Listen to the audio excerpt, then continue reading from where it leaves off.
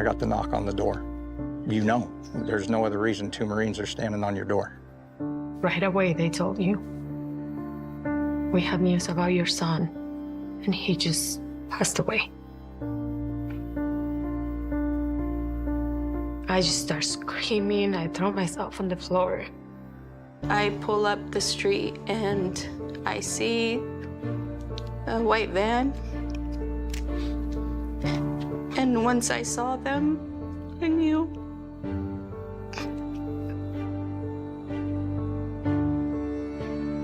It's surreal. Seeing all those flag-draped coffins in the back of a C-17 is something you'll never forget.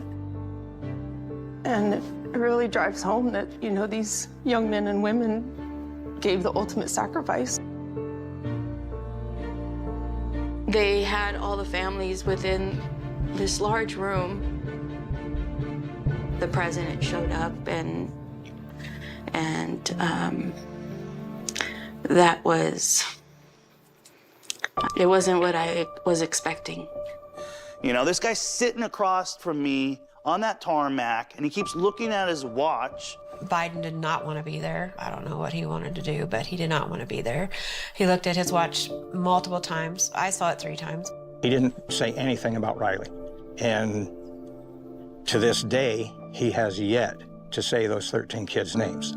And that makes me so upset because those kids were serving their country. Those kids, they were giving their life for this country. And I always said they were thinking that their commander-in-chief was gonna have their back because they were fighting for this country, and that didn't happen. The administration, the White House, our president has never once mentioned their names, not one of them. Honestly, I don't feel like Joe Biden cared.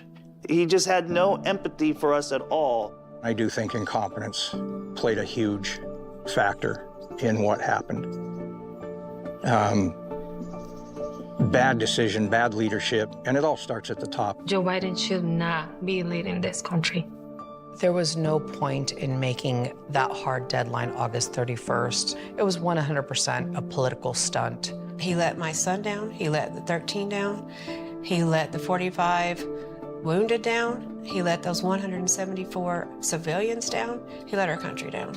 And then what it hurts the most is that they could be here.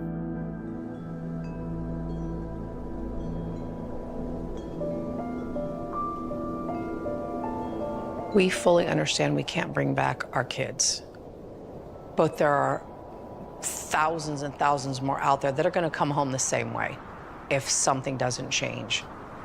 We're the United States of America. We can do better by our men and women that are risking their lives for this country. We can do better for them than that.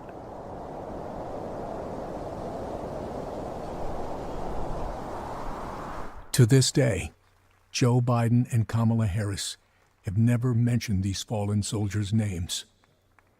President Trump will never forget them.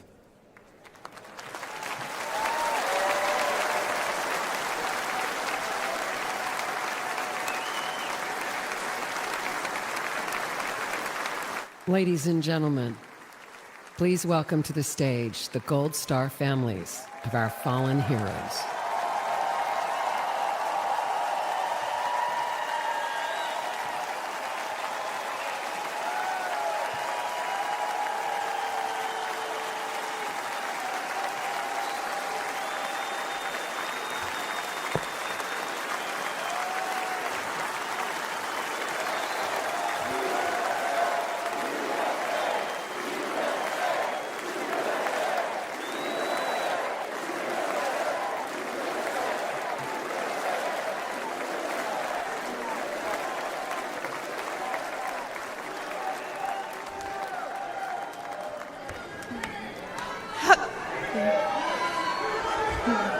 Hello, America. I'm Christy Shamblin. My daughter-in-law, Sergeant Nicole Leanne G.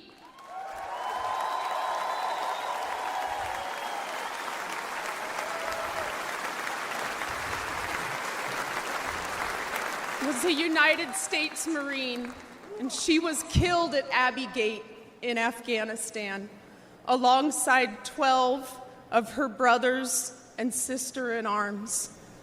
While Joe Biden has refused to recognize their sacrifice, Donald Trump spent 6 hours in Bedminster with us.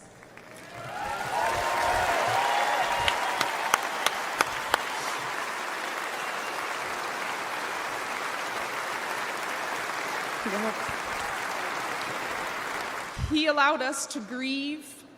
He allowed us to remember our heroes. Donald Trump knew all of our children's names.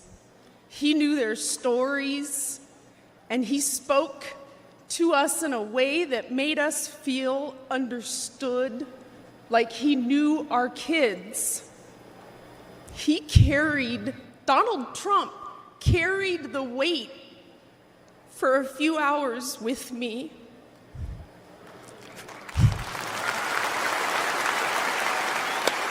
Yeah.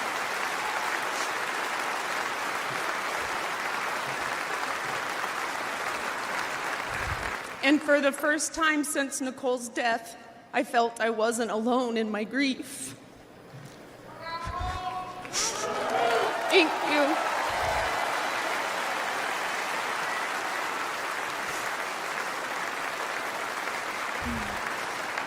I had expected to meet an arrogant politician. Instead, I met a man who had empathy for us. He was compassionate, and he spent time with us because he knew it would make us feel better. Thank you, President Trump.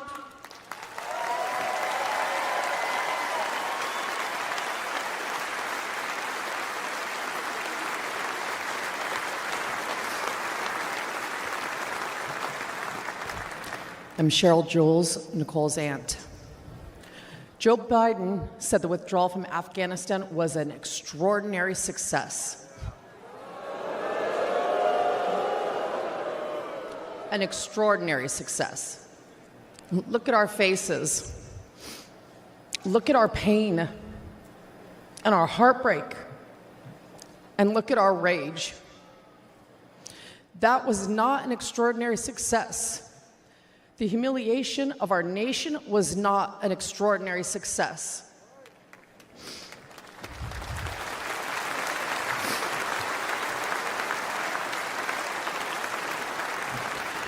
Joe Biden may have forgotten that our children died, but we have not forgotten. Donald Trump has not forgotten.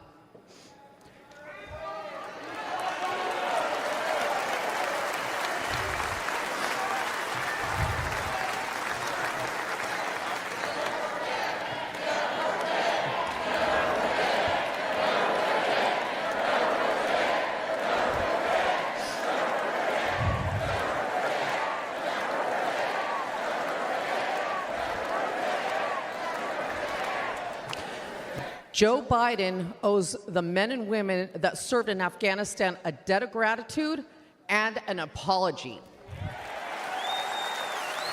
Yep.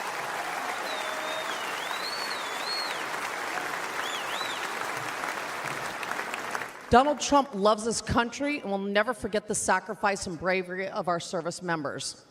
Join us in putting him back in the White House.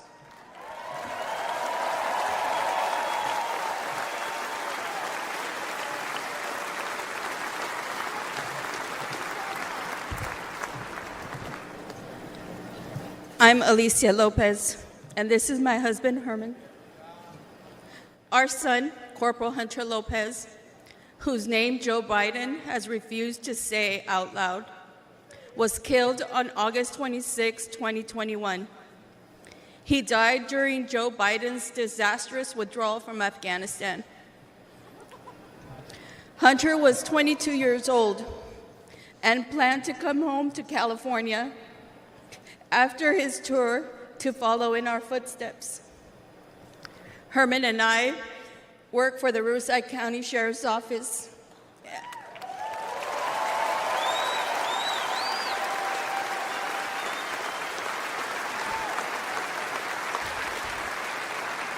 And our family has a tradition of service in law enforcement.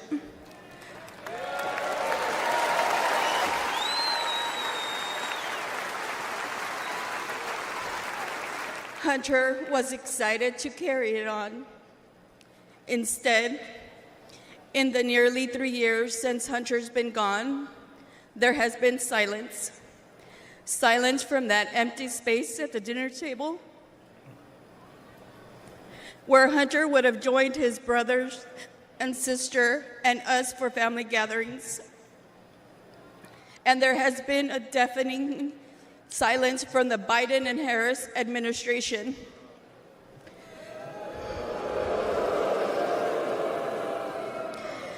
Despite our pleas for answers and accountability, they have pushed us away and tried to silence us. The Biden administration has not owned up to the bad decisions. They have not been transparent about their failures. And their so-called leaders work to protect themselves rather than our sons and daughters who took the oath to defend our country.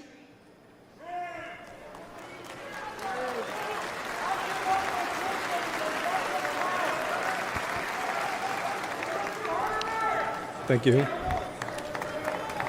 When Hunter and the other service members' bodies were returned to the U.S. in Dover, Delaware, Joe Biden met the plane. But he made the occasion more about his son, lost to cancer, than our sons and daughters, lost on his watch.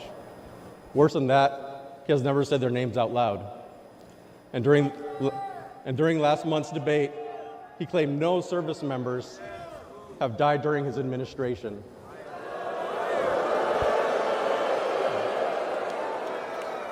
None.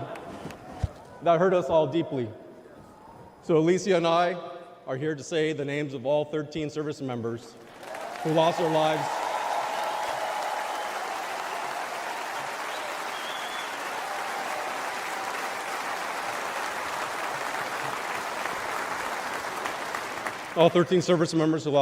at Abbey Gate. David Espinoza.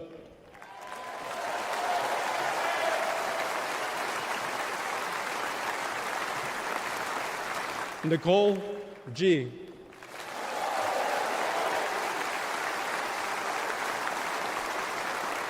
Taylor Hoover.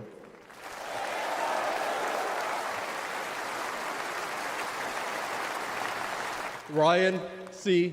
Knaus.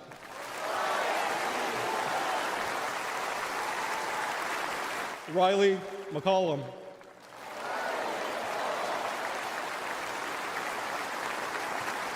Dylan Marola.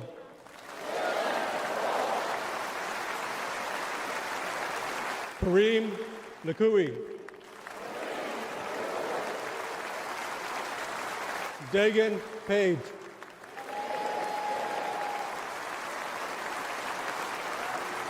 Johanny Pichardo.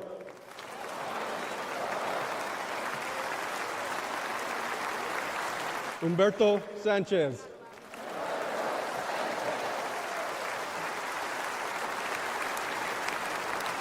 Jared Schmitz.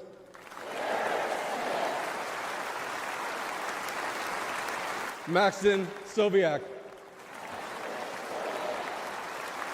And my son, Hunter Lopez.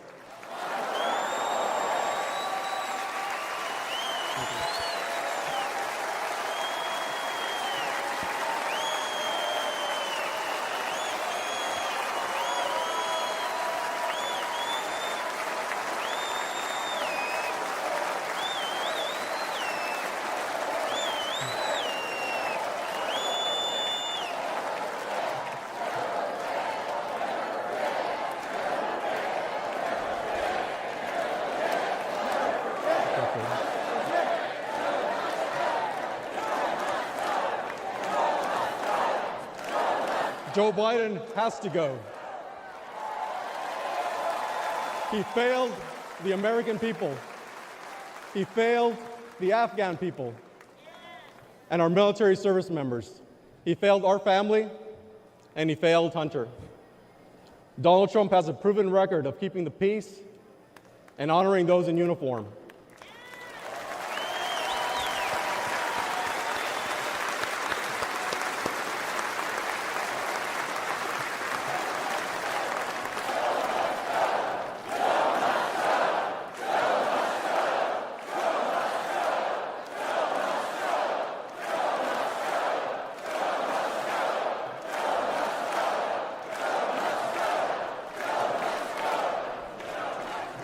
All of us on this stage recognize the efforts of Mr. Trump. We know this firsthand. We've experienced it. Whenever we've met with him, he has demonstrated compassion. He has joined us on our mission for answers, and he has given hope to our extended Gold Star family.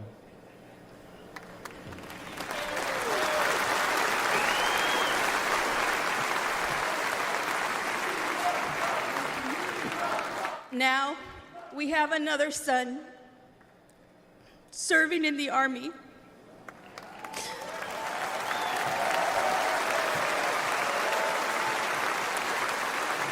And we do not trust Joe Biden with his life.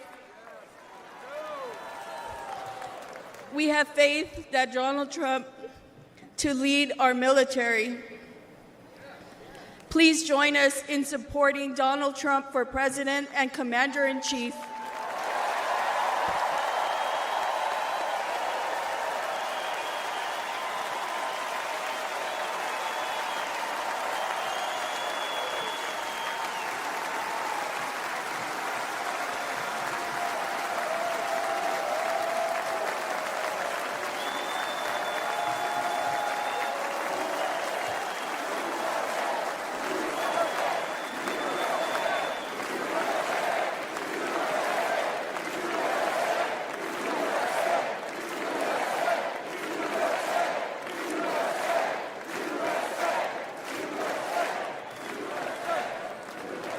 While campuses struggle to get control of their students, at UNC Chapel Hill, they are bringing order back. Students restoring the American flag and singing the national anthem.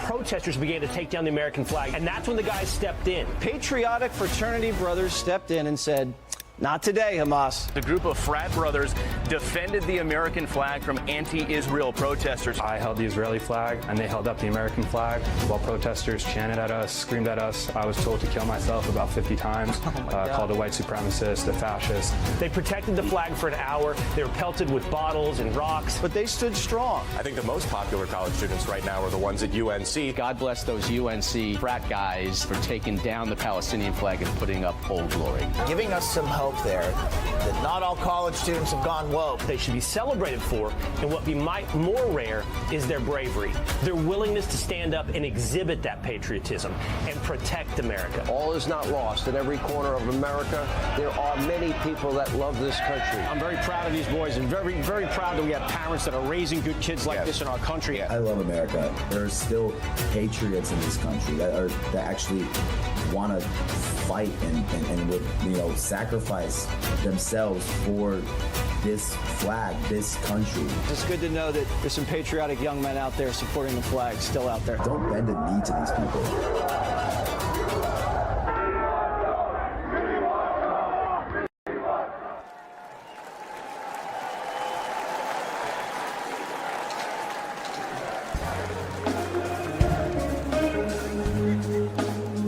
Ladies and gentlemen, please welcome country music star Brian Kelly and Anthony McGahee and Praise Motivated Choir. Granddaddy came back from war with a purple heart and a couple scars. A lot more like him out there never made it home, but they ain't gone. And Old Glory don't ever get old. She's the greatest story's ever been told. You can try, but you can't take it, can't break this American spirit, that red, white, and blue. It's flying for freedom, for me and for you. It's what I believe in, this country I love. That American spirit runs in our blood. That American spirit. Ladies and gentlemen, please welcome the fraternity brothers from the University of North Carolina, Chapel Hill, who protected our American flag. Service members and the brave defenders, the up-and-downers and the first responders, the earners, stripers, and the give-your-lifers, all running on American spirit, that red, white, and blue.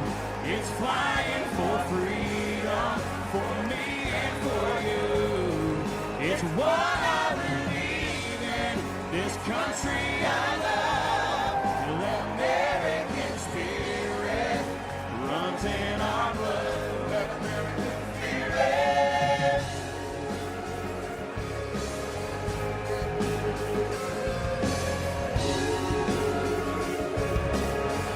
That American spirit.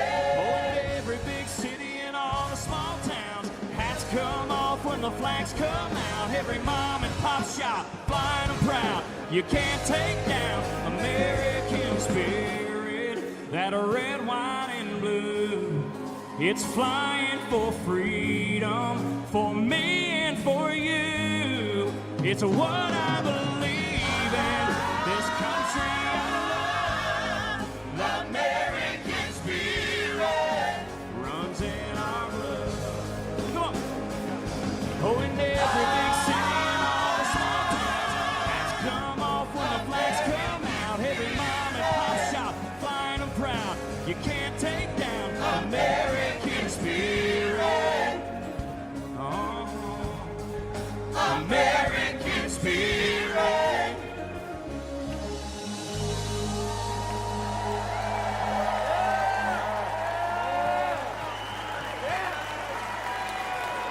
When a mob tried to take down the American flag on our campus, we knew we couldn't let that happen.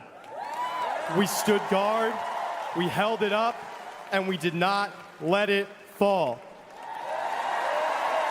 It was all about respect, not just for the cloth, but for everything that the flag stands for. Too many people have sacrificed everything for it. The least we can do was keep it flying. And tonight, we are proud to honor our flag again.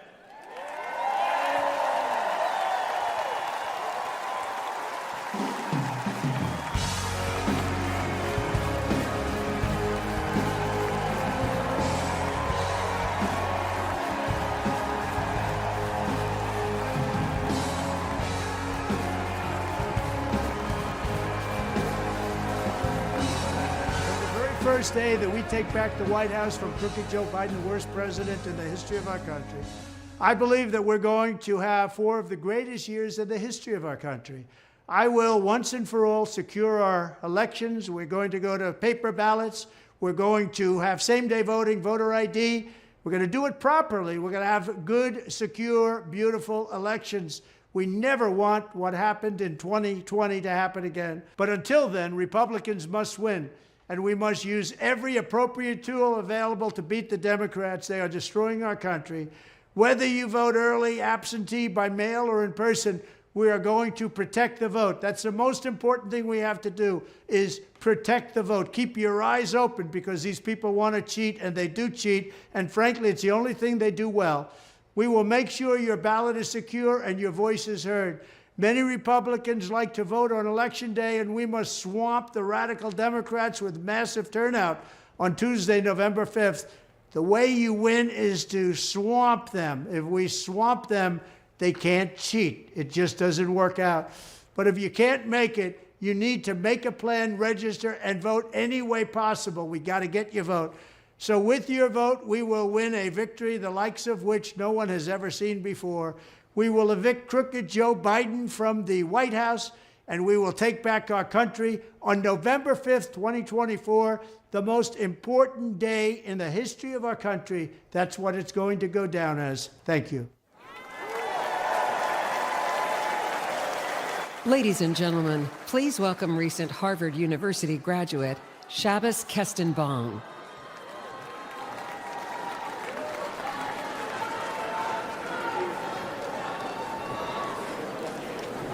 My name is Shabbos Kestenbaum.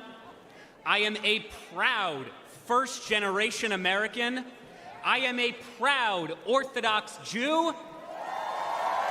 And as of 5 months ago, I am the proud plaintiff suing Harvard University for its failure to combat anti-Semitism.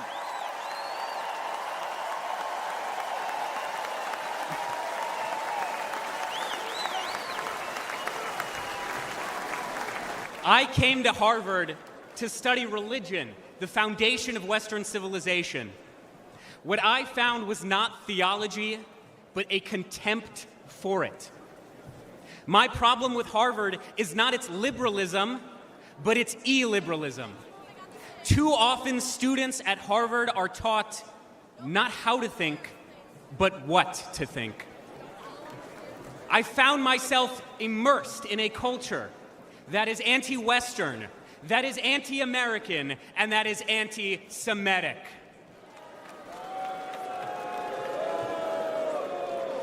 After October 7th, the world finally saw what I and so many Jewish students across this country experienced almost every day. When I planted 1,200 Israeli and American flags on campus, they were all vandalized within 24 hours. I was harassed by my peers merely for being a Jew and have received countless death threats online. Students and professors have openly called for new Hamas-style attacks against the United States. And perhaps most damning, when Hamas terrorists butchered 45 American citizens on October 7th, when they took 12 Americans hostage, Harvard refused to immediately and unequivocally condemn this atrocity. My fellow Americans, the anti-Semitic bigotry, unfortunately, extends far beyond the universities. Although I once voted for Bernie Sanders, I now recognize that the far left has not only abandoned the Jewish people, but the American people.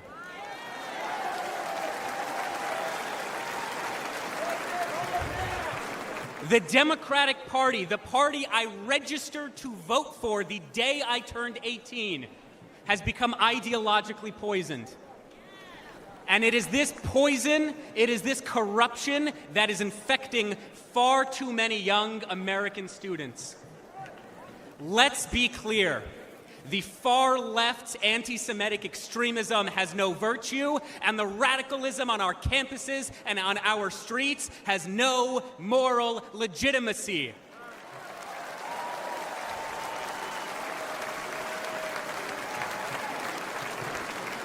Sadly,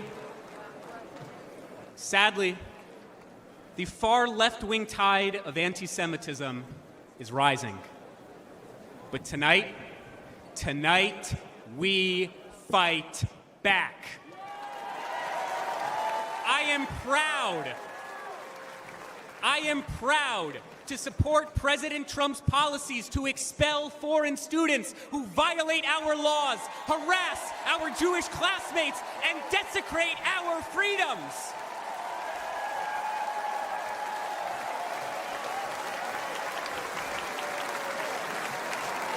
Let's elect a president who will instill patriotism in our school once again. Let's elect a president who will confront terrorism and its supporters once again.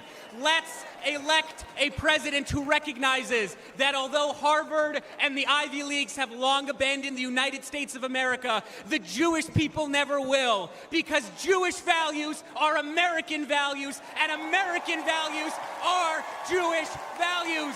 God bless the United States. God bless the land of Israel. God bless, protect, and return the American hostages in Gaza now.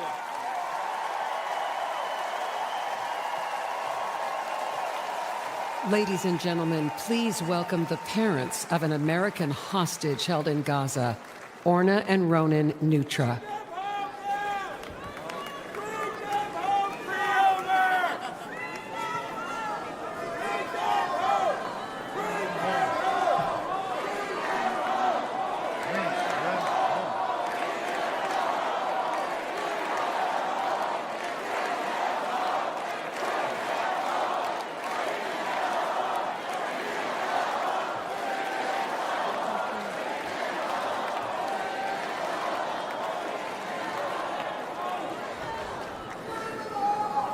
Our son, Omer, is an American citizen.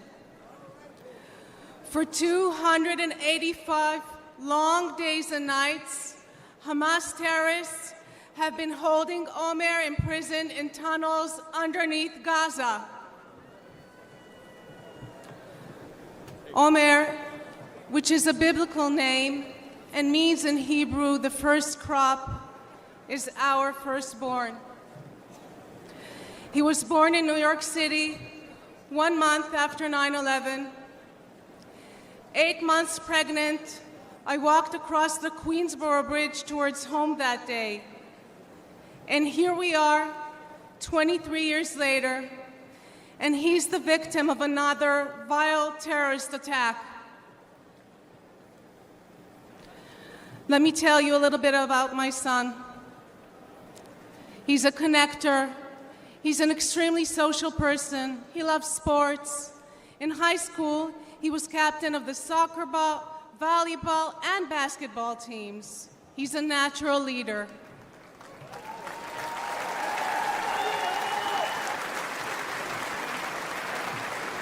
And he cares deeply about others and about helping them grow. He turned 22 on October 14th, 2023.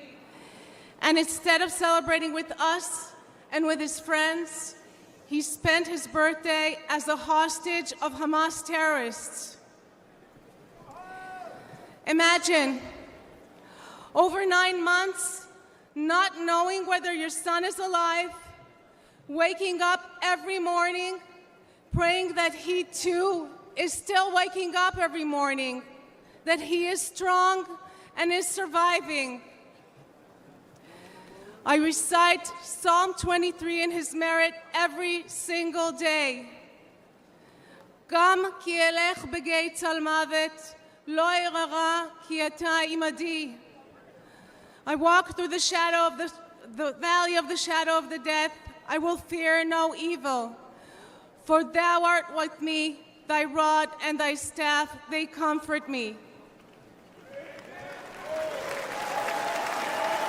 Bring them home. Bring them home. Bring them home. Bring them home. Bring them home.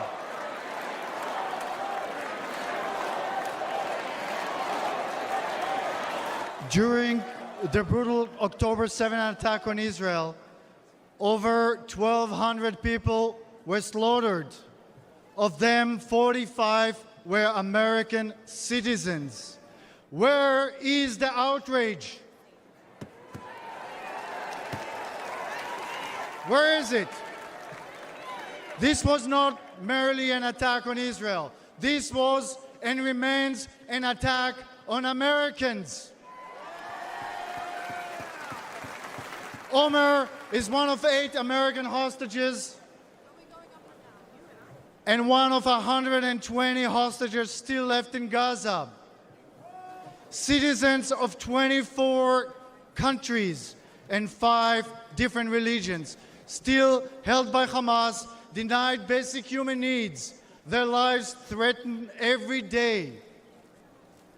President Trump called us personally right after the attack when Omer was taken captive. We know he stands with the American hostages. We need our beautiful son back. And we need your support.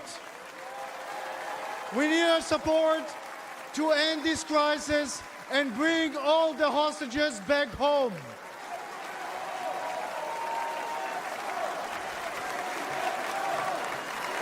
Them home. Bring them home. Bring them home. Bring them home. Bring them home. Omer, we love you. We won't stop fighting for you. Say it with us. Bring them home. Bring them home. Bring them home. Thank you, everybody. God bless Israel and God bless America.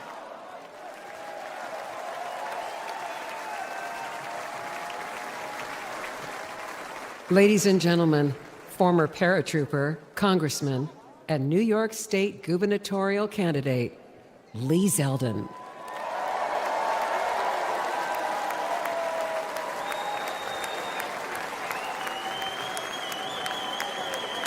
Hello, Wisconsin. I'm Lee Zeldin from New York.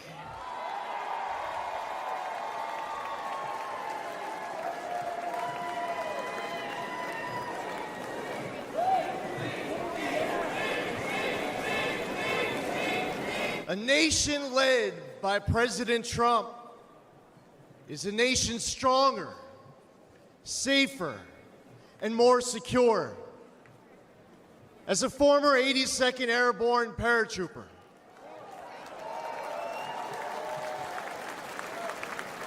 I want a military focused on being the world's greatest fighting force, not its biggest social experiment.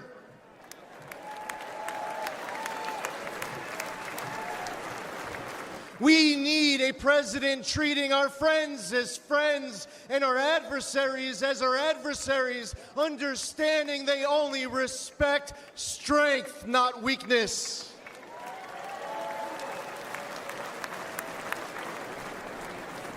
I was on the House Foreign Affairs Committee under 3 presidents, but only one ended wars without starting new ones. President Donald Trump.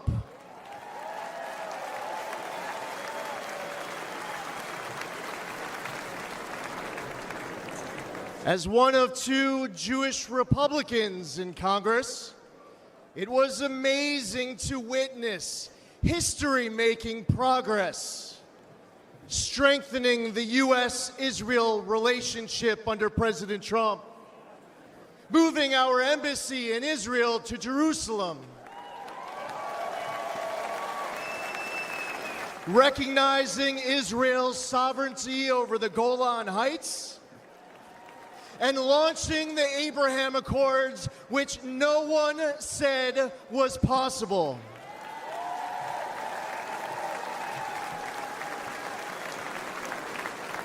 Soleimani and the ISIS Caliphate were eliminated. President Trump withdrew from the Iran deal, stopped those insane ransom payments, and crippled Iran with maximum pressure.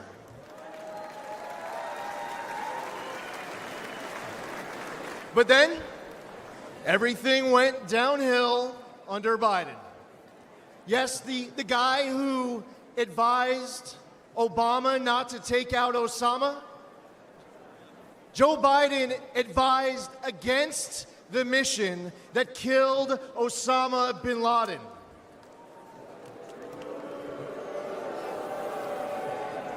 As an American, and especially as a New Yorker, that's unforgivable. Even in his prime, he had bad judgment. And it's only gotten worse with age. We cannot count on Biden to make this kind of crucial 3 a.m. decision. Heck, we can't rely on him at 3 in the afternoon.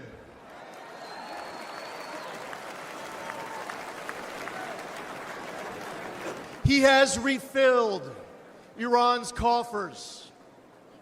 Since October 7th, Biden has pandered to anti-Semites who cheer Hamas's attack. All while Americans are still being held hostage in Gaza. Biden turned 13 Blue Star families into Gold Star families with his fatal withdrawal from Afghanistan, and then he lied about it during last month's debate, claiming that no service members had died under his watch.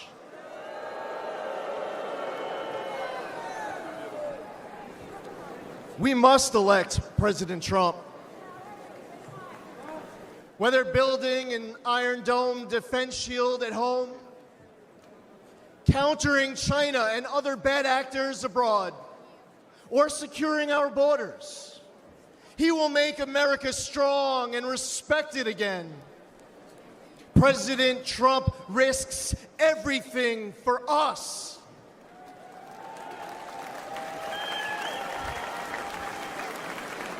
We need him back in the White House now more than ever before.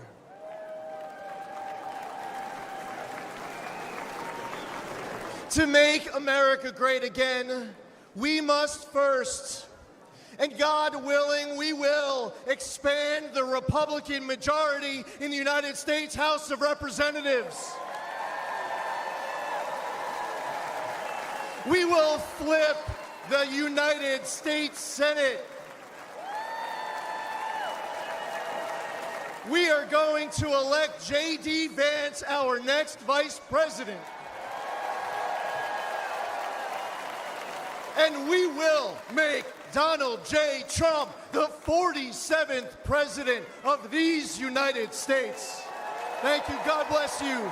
God bless President Trump and his family, and God bless America.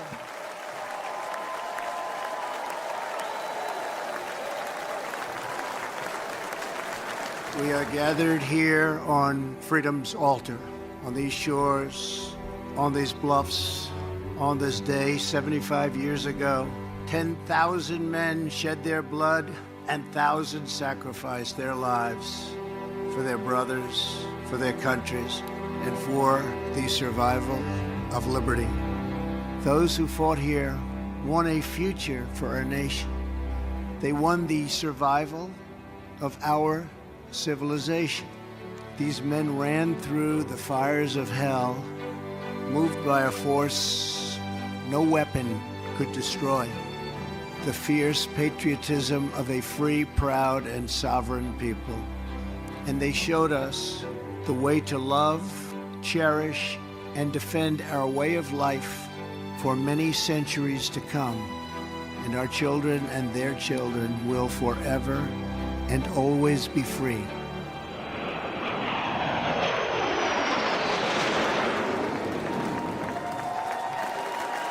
Ladies and gentlemen, please welcome World War II hero, William Peckrell.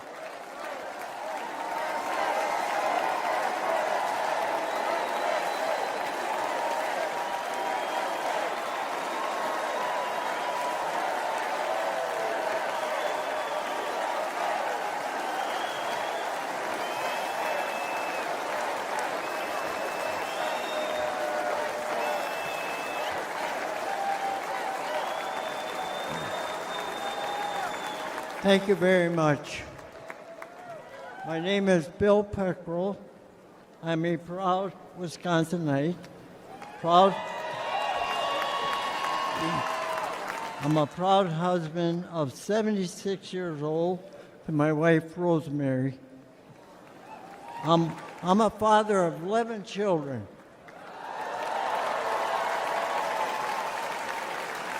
6 girls, 5 boys. Our family across 5 generations and a proud World War II veteran.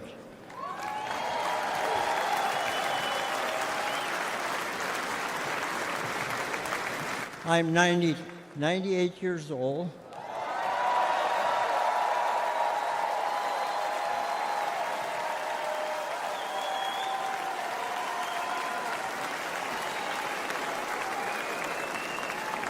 Some call us the greatest generation.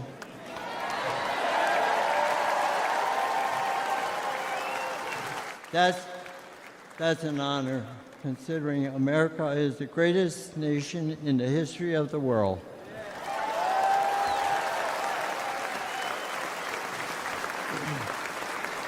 I will never forget and witness the horror of the Nazis' war camps.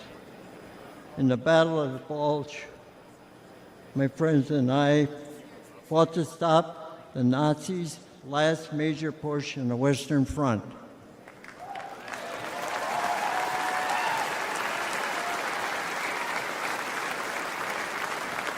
A few months later, Hitler was dead. Hitler was dead. The Nazis were defeated.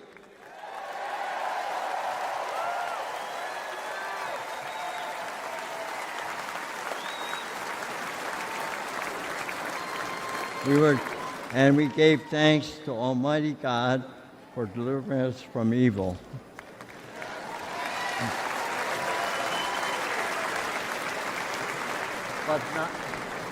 But not many of us came home.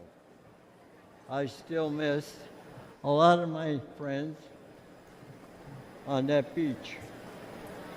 And there were many of us left. There aren't many of us left today.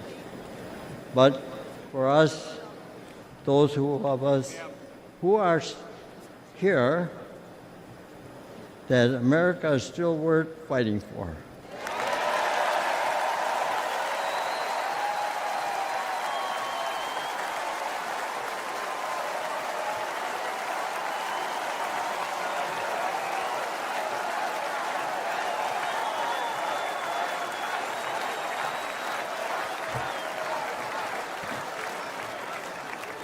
It hurts my heart to see what our current president and vice president have done to the country I love so well. They humiliated us in Afghanistan. We pushed around in China. Terrorists run wild in the Middle East. And they let our own southern border get overrun.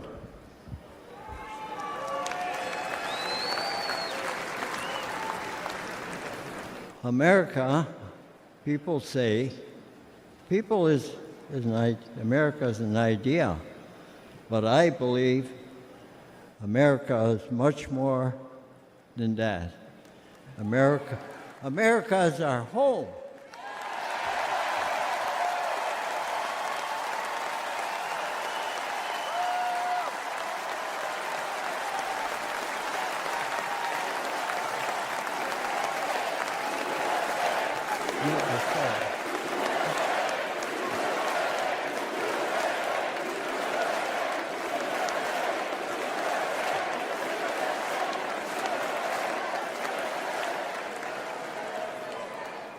You know, when I was fighting in Europe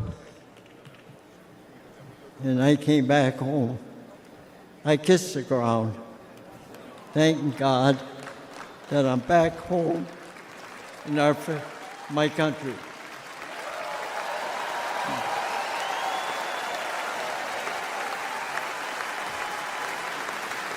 And where I come from, when somebody comes for me or my home, you dig in your boots in the ground and never look back.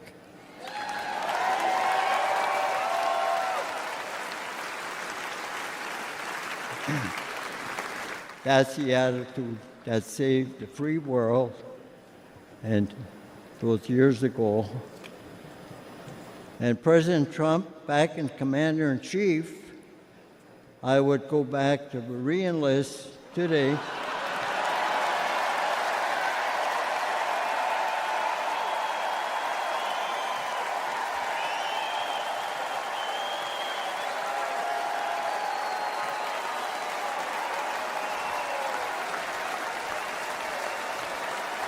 And I would storm whatever beach my country needs me to fight again. God bless you. God bless our home and the United States of America.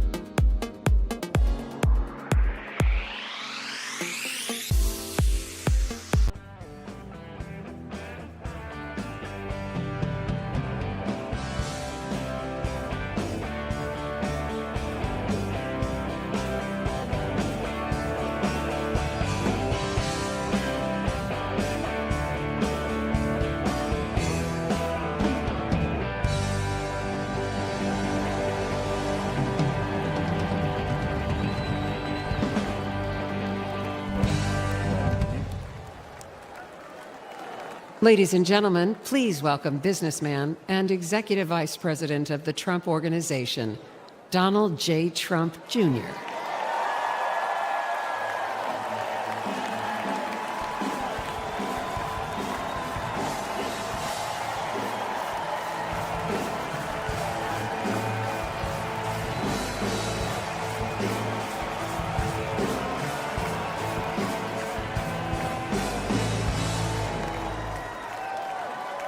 Good evening, America.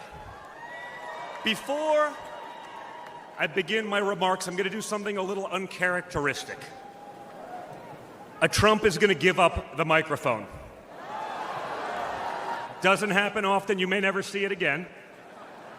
But I got a call on Monday morning from a young lady who said, "Dad, I want to speak at the RNC."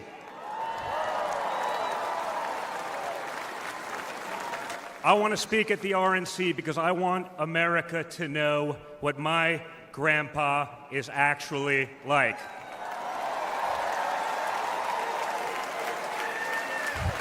So for the first time ever on a stage, first time ever giving a speech, I want to bring out my eldest daughter and the eldest granddaughter of the President of the United States, your favorite president, Kai Madison Trump.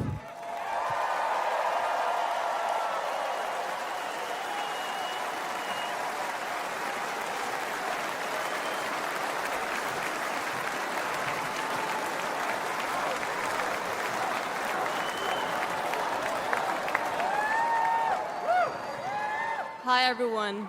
My name is Kai Madison Trump. I am the granddaughter of Donald Trump. I'm speaking today to share the side of my grandpa that people don't often see.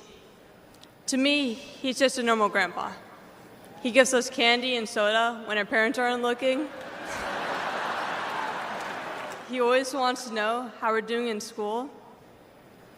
When I made the high honor roll, he printed it out to show his friends how proud he was of me. I know.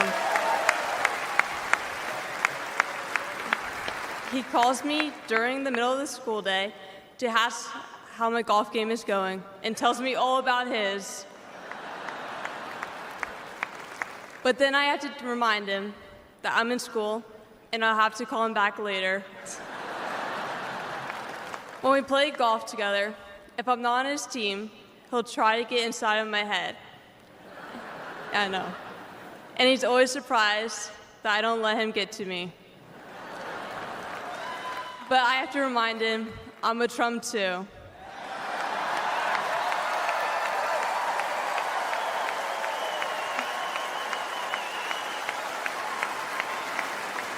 Even when he's going through all these court cases, he always asks me how I'm doing. He always encourages me to push myself to be the most successful person I can be. Obviously, he sets the bar pretty high, but who knows, maybe one day I'll catch him. On Saturday, I was shocked when I heard that he has been shot, and I just wanted to know if he was okay. It was heartbreaking that someone would do that to another person.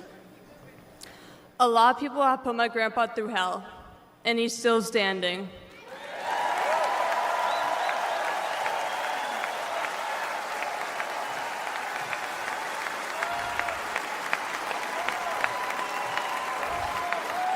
Grandpa, you are such an inspiration, and I love you.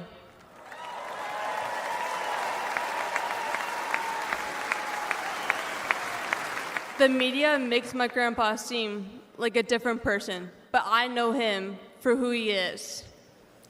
He's very caring and loving. He truly wants the best for this country, and he will fight every single day to make America great again. Thank you very much.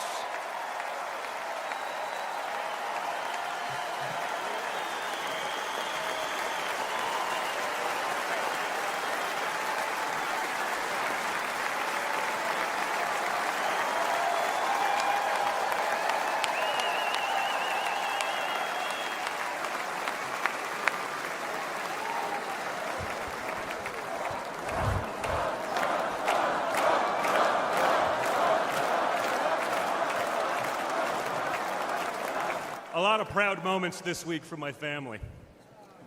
Thank you again, guys. Really appreciate that. That's not easy. That's the first time. I mean, this is what we call a large crowd for a speech, so incredible work, Kai. Now, back to business. Guys. Thank you, sir.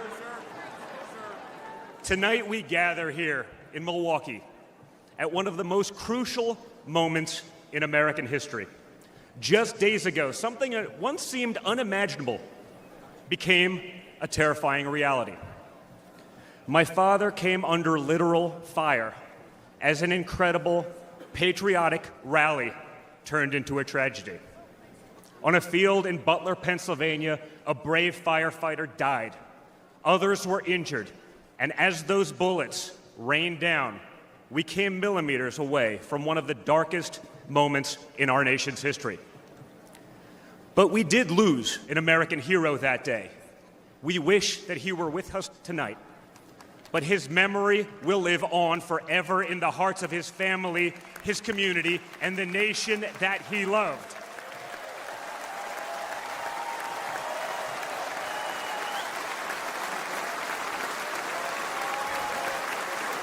So I would like to take just a moment tonight to express our gratitude for the life and service of American hero Corey Comparator.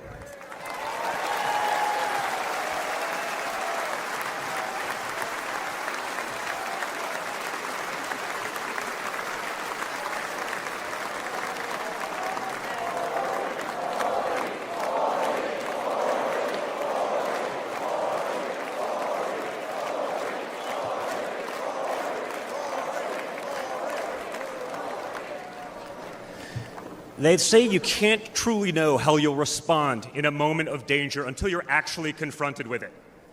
So what was my father's instinct as his life was on the line?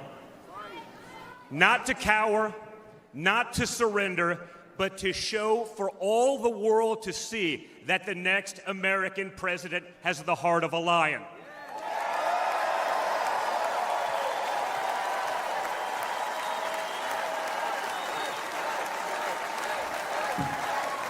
That the next American president has the courage to put the American people first once again.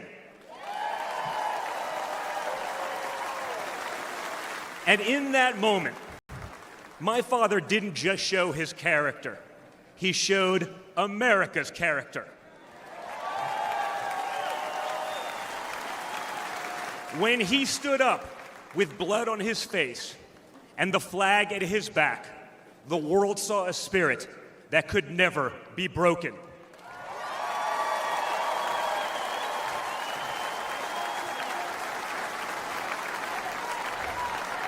And that is the true spirit of America.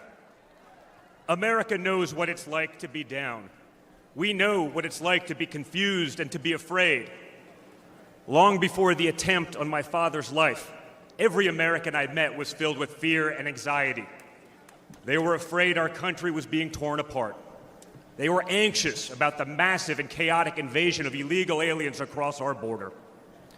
They were deeply concerned about partisan lawfare, education indoctrination, and attacks on freedom of speech. Most terrifying of all, they saw that our leaders didn't care, or worse, that they joyfully aided and abetted the erosion of our rights.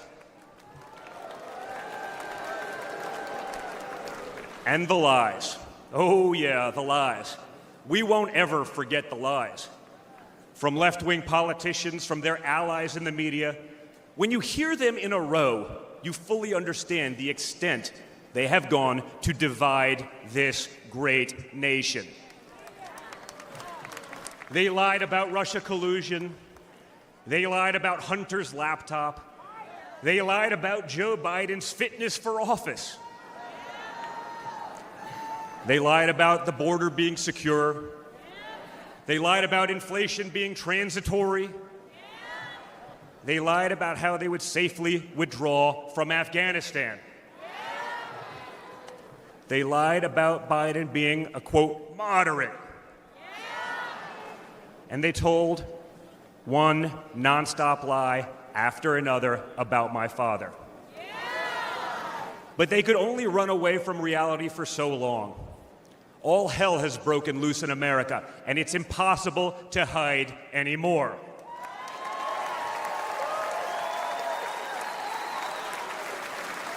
Remember Build Back Better?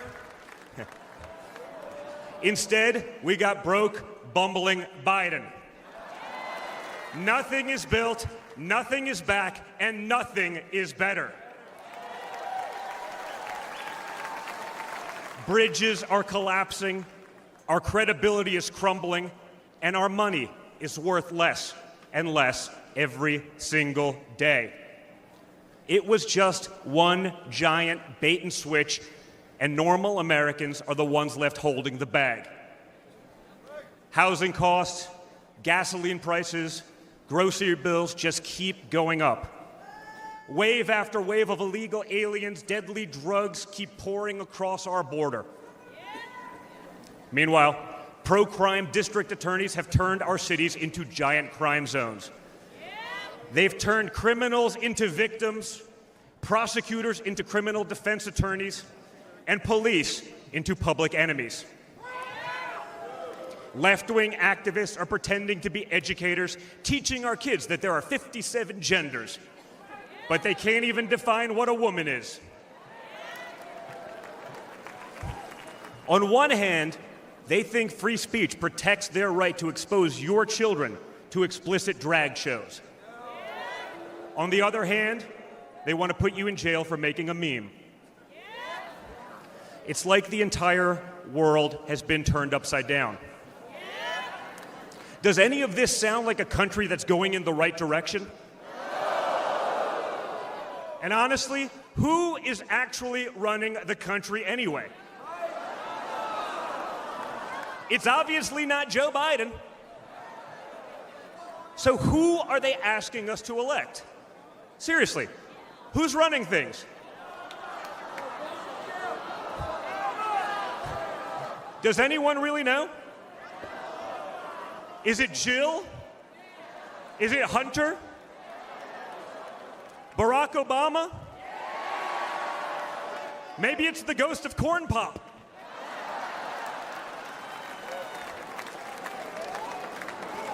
Whoever is running the show, the only thing they are effective at is persecuting my father. They twisted, contorted, and corrupted the criminal code to turn bookkeeping errors into felonies. They concocted new legal theories out of thin air. They imposed gag orders on my father because the last thing a defendant should be able to do is defend himself, right?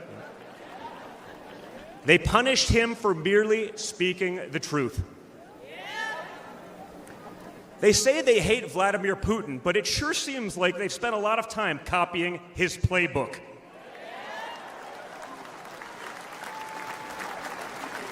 In this country, we don't criminalize political differences. We debate them. We vote on them. But we don't make you choose between picking a party or picking a jail cell.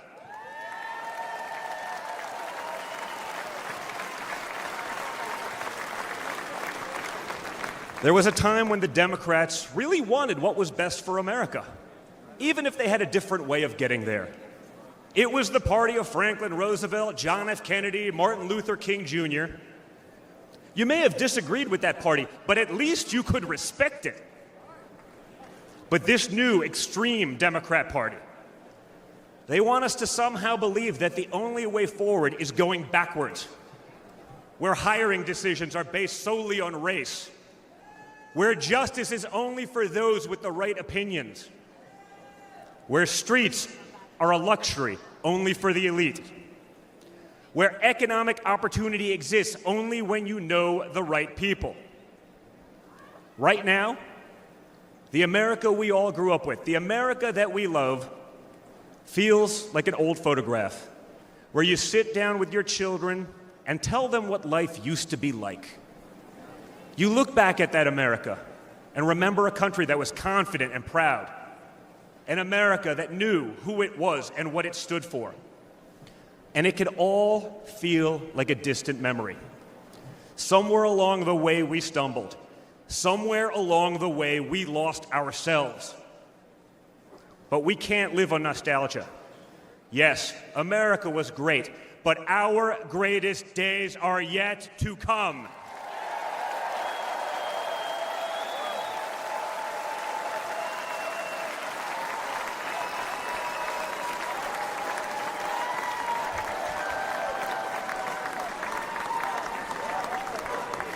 Because no matter how far off that old photo may feel, it's not the end of our story.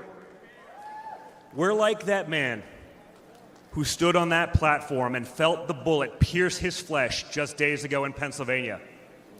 He may have moved to the ground, but he stood back up.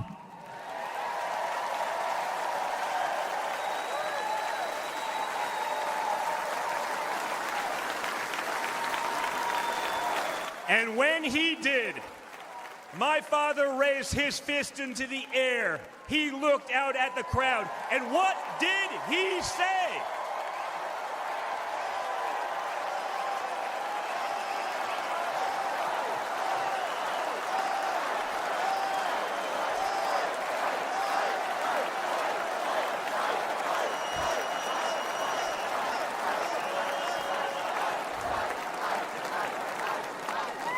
And we will fight.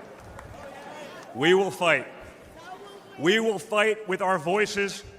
We will fight with our ideas. And on November 5th, we will fight with our vote.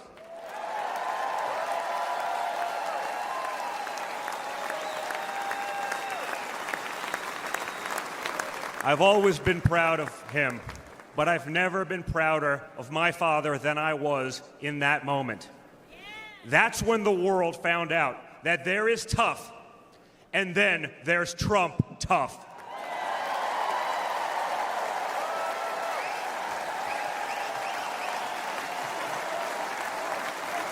And the good news is, America is Trump tough.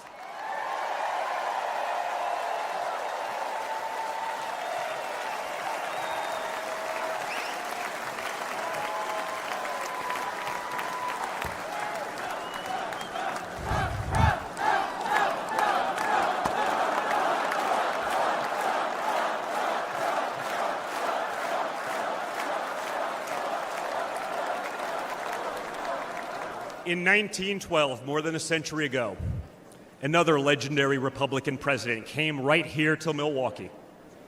At a political rally less than 1 mile from where we stand tonight, Teddy Roosevelt was struck by a would-be assassin's bullet. But he didn't quit either. He finished his speech and he kept fighting.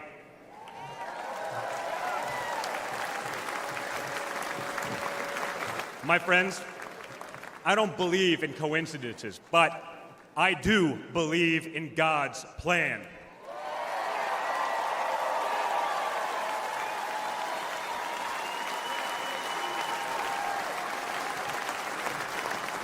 Today, Teddy Roosevelt's man in the arena has a name, and it's Donald J. Trump.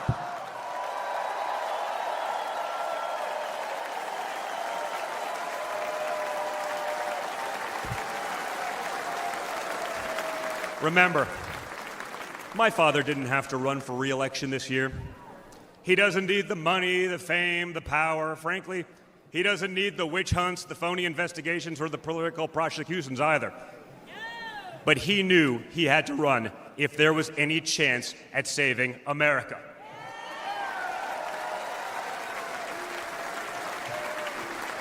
He's not doing it for himself. He's doing it for everyone here tonight, for everyone watching at home.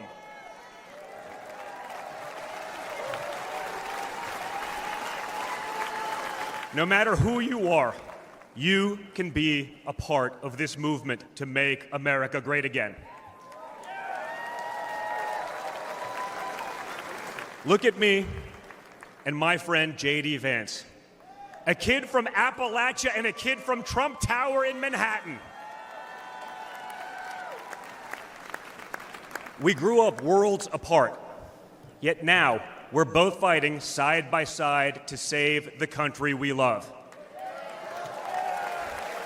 And by the way, J.D. Vance is going to make one hell of a vice president.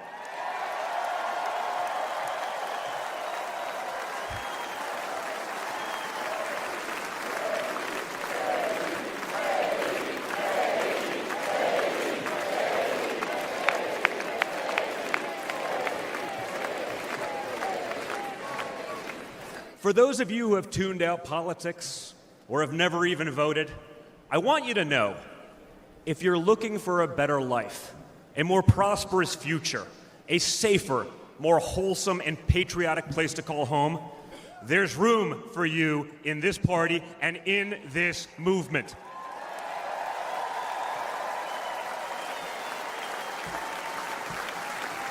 In fact, you're the ones who matter most of all. My father has always said that the people he gets along with best are the people who really work for a living.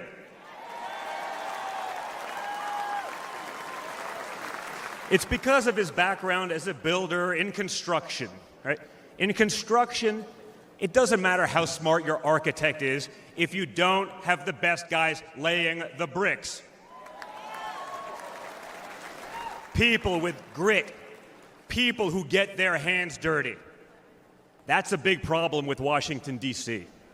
Most of the bureaucrats who rule over us have never built anything in their lives.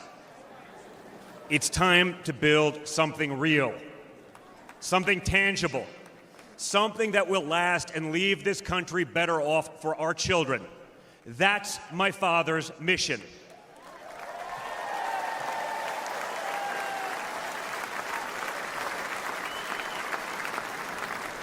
This November, we have a choice. It's a choice between one team that wants to build this country up and another that wants to tear this country down. It's a choice between people who are proud of America and people who are ashamed of America. And ultimately, it's a choice between America last and America first.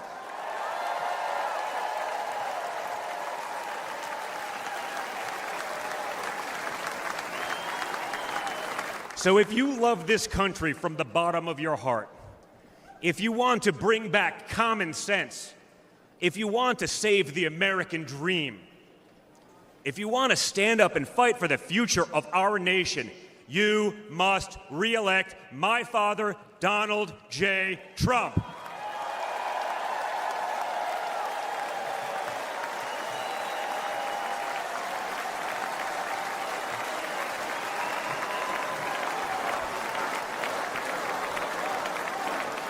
Together, we will make America great once again. Thank you.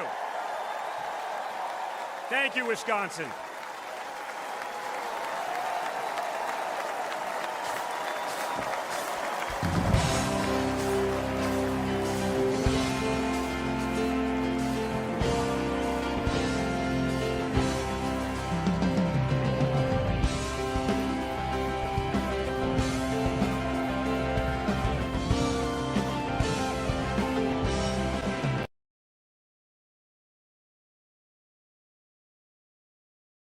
Hi everyone, Eric Trump. I'm so honored to be here. I'm so honored to be a delegate. I am so honored to be speaking at this convention for a third time. We are going to send my father back to the White House. We are going to win on November 5th. But I ask one thing of each and every one of you. Text donate to 88022. Anything helps, even $1 helps tremendously. We're going to win in November. We're going to make America great again. We're going to make our country strong again. And I'm so proud to be here with each and every one of you. Thank you.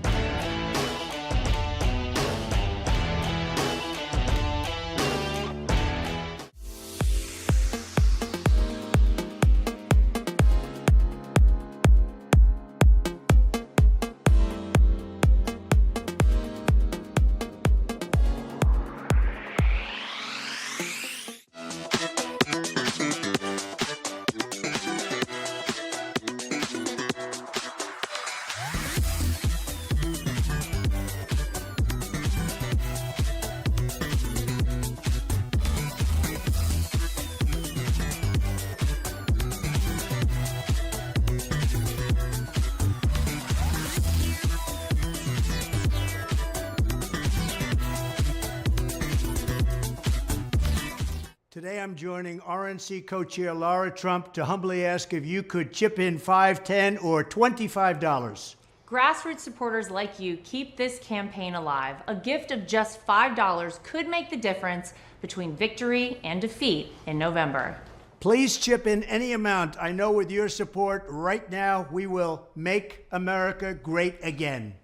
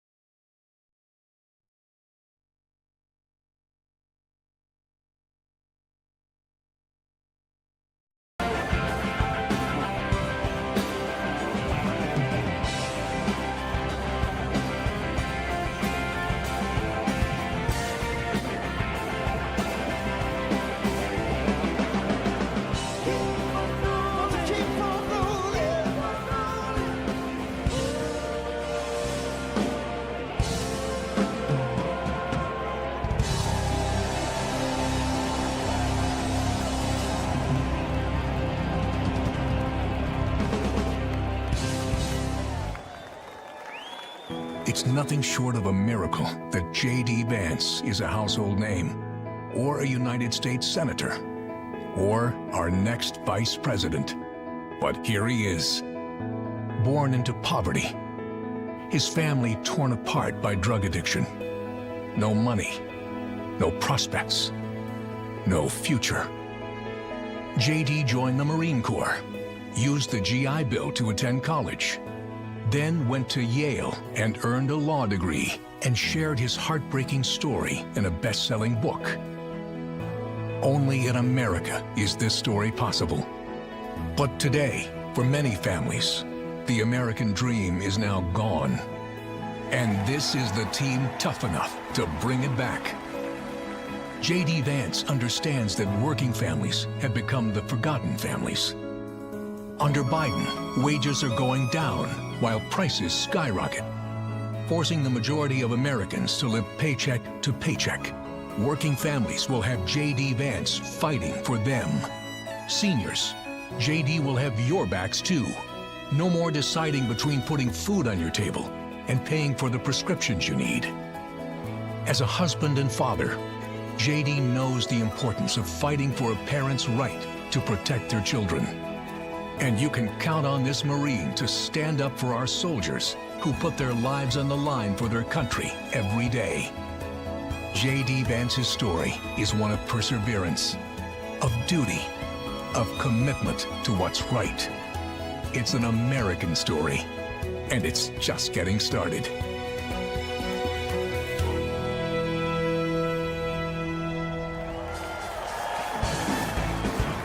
Ladies and gentlemen, please welcome Usha Vance.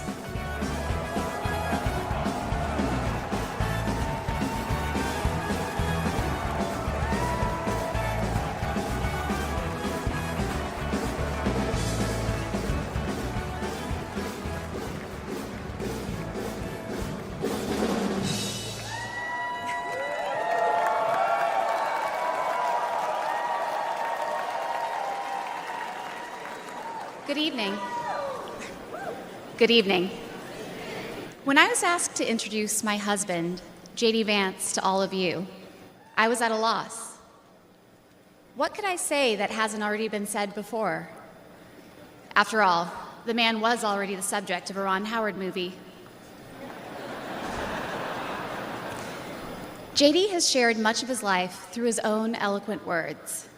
In his book, Hillbilly Elegy, during his Senate campaign, and now as a sitting United States Senator, it occurred to me that there was only one thing to do: to explain from the heart why I love and admire JD and stand here beside him today, and why he will make a great Vice President of the United States.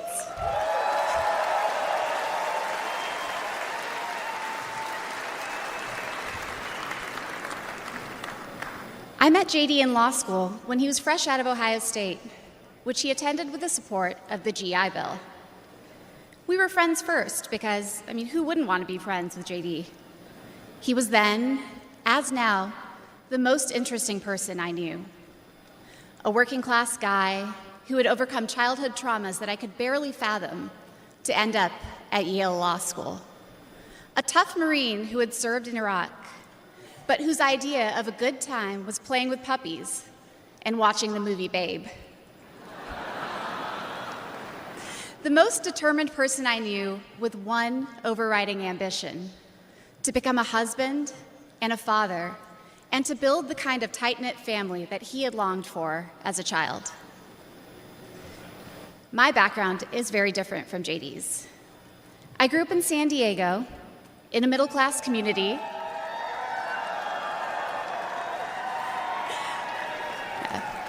with two loving parents, both immigrants from India, and a wonderful sister. That JD and I could meet at all, let alone fall in love and marry, is a testament to this great country.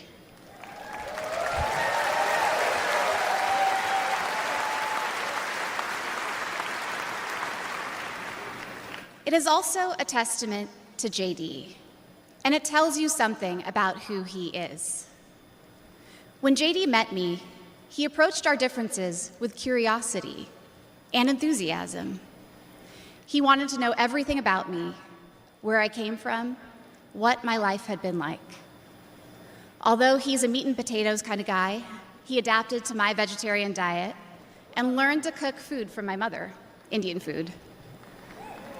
Before I knew it, he had become an integral part of my family, a person I could not imagine living without.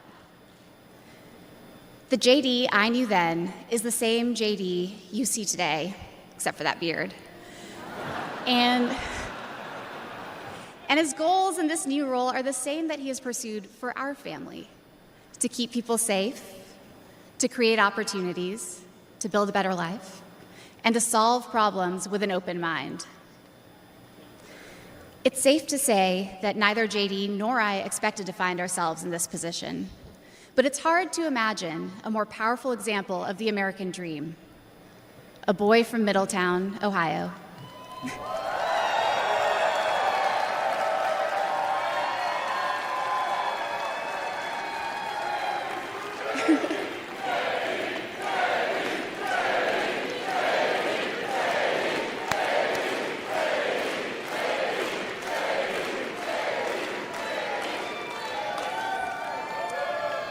Raised by his grandmother through tough times, chosen to help lead our country through some of its greatest challenges. I am grateful to all of you for the trust you have placed in him and in our family. And with that, it is my great privilege to introduce my husband and the next Vice President of the United States, JD Vance.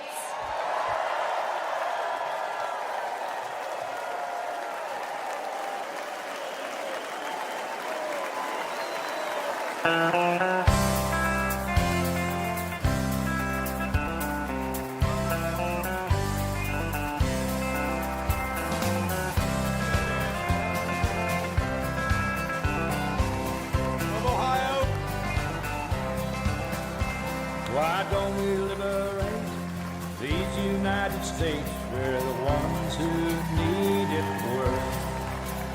Let the rest of the world help us for change, and let's rebuild America first.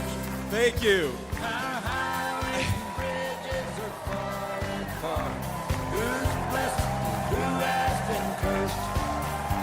There's things to be done all over the world, but let's rebuild America first. Thank you. Thank you. Please. Wow. Wow.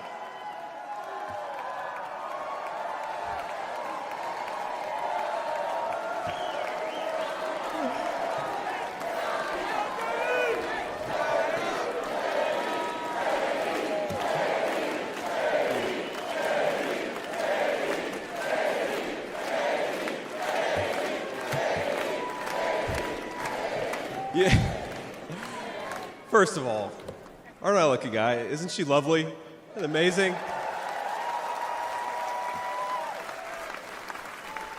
Greetings, Milwaukee, my fellow Americans and my fellow Republicans. My name is J.D. Vance from the great state of Ohio.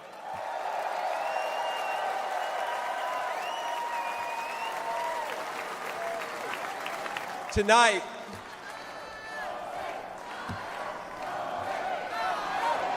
O-H-I-O, O-H-I-O. You guys, we're gonna chill with the Ohio love. We gotta win Michigan too here, so.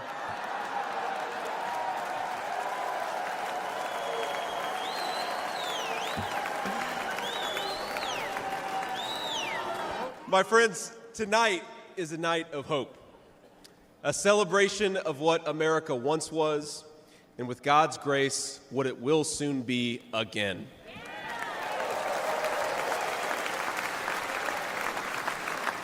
And it is a reminder of the sacred duty we have to preserve the American experiment, to choose a new path for our children and grandchildren. But as we meet tonight, we cannot forget that this evening could have been so much different. Instead of a day of celebration, this could have been a day of heartache and mourning. For the last 8 years, President Trump has given everything he has to fight for the people of our country.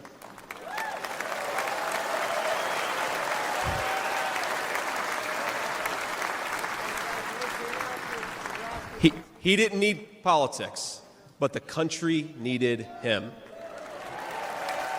Get it? Now, prior to running for president, he was one of the most successful businessmen in the world. He had everything anyone could ever want in a life.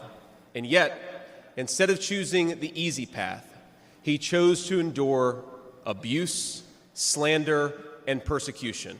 And he did it because he loves this country.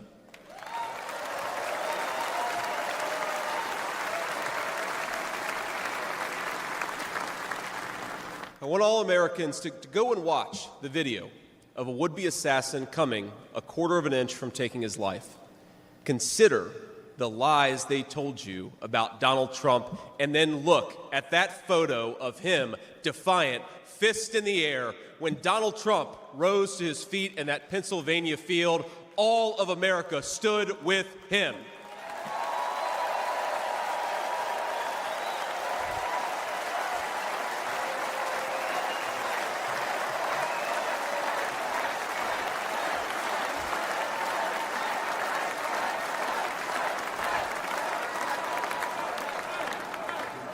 And what did he call us to do for our country?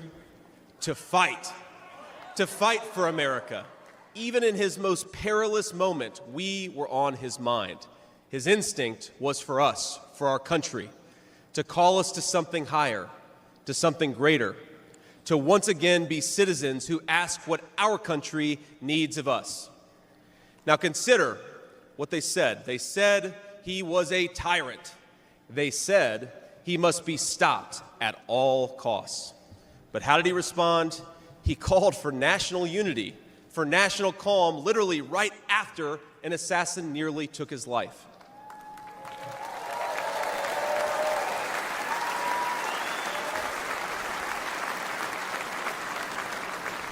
He remembered the victims of the terrible attack, especially the brave Corey Compertori, who gave his life to protect his family.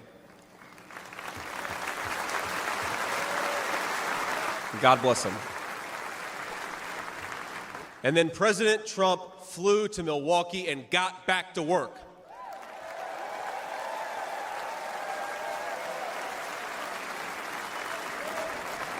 Now that's the man I've gotten to know personally over the last few years. He is tough, and he is, but he cares about people. He can stand defiant against an assassin one moment and call for national healing the next. He is a beloved father and grandfather, and of course, a once-in-a-generation business leader.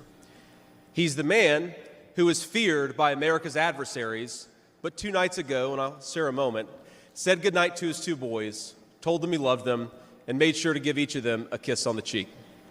And I will say, Don and Eric squirmed the same way my 4-year-old does when his daddy tries to give him a kiss on the cheek. Sorry, guys. He is all those things, but tonight we celebrate he is our once and future President of the United States of America.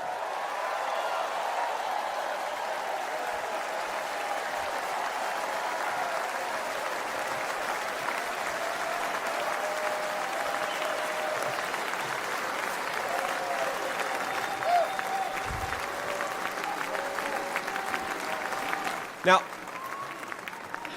I want to respond to his call for unity myself. We have a big tent in this party on everything from national security to economic policy. But my message to you, my fellow Republicans, is we love this country and we are united to win.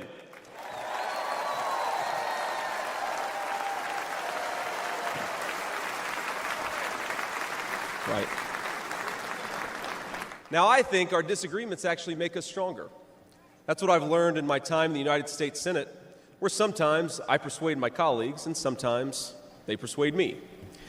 And my message to my fellow Americans, those watching from across the country, is shouldn't we be governed by a party that is unafraid to debate ideas and come to the best solution?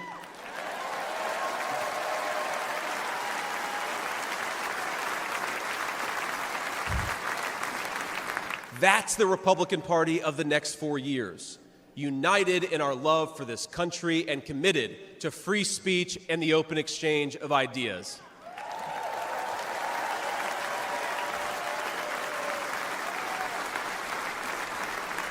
And so tonight, Mr. Chairman, I stand here humbled, and I'm overwhelmed with gratitude to say I officially accept your nomination to be Vice President of the United States of America.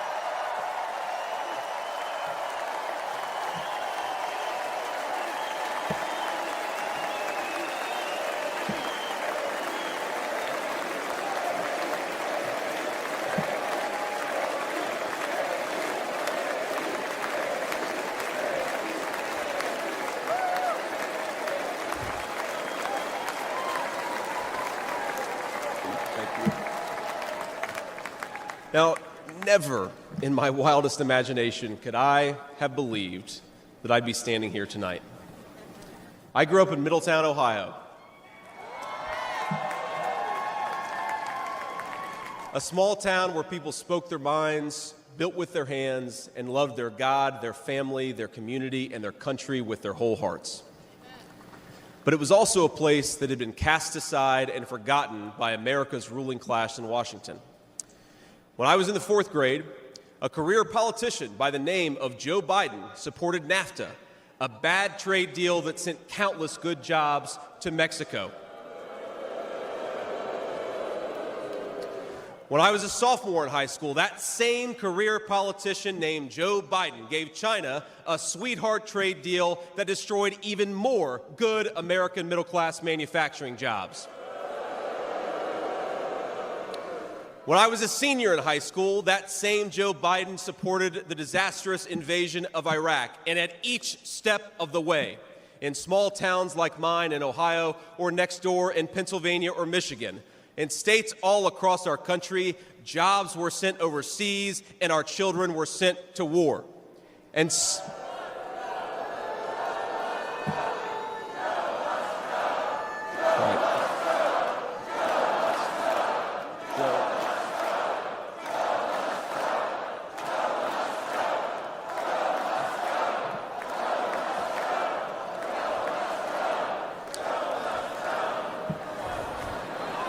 I agree.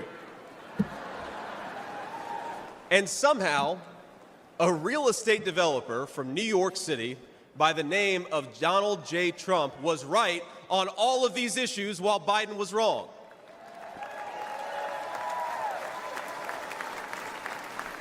President Trump knew even then that we needed leaders who would put America first.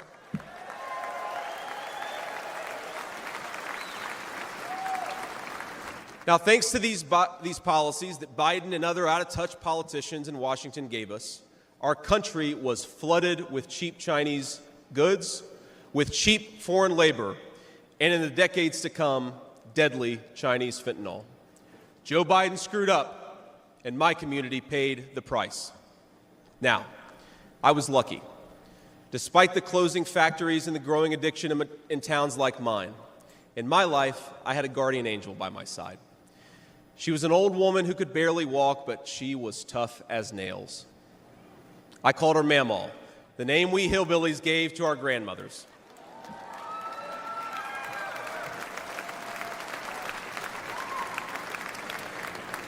Mamaw raised me as my mother struggled with addiction.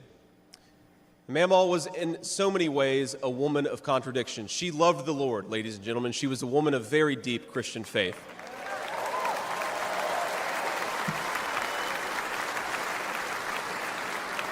But she also loved the F word. I'm not kidding. She could make a sailor blush. Now, she once told me, when she found out that I was spending too much time with a local kid who was known for dealing drugs, that if I ever hung out with that kid again, she would run him over with her car.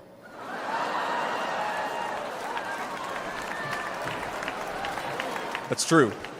And she said, JD, no one will ever find out about it.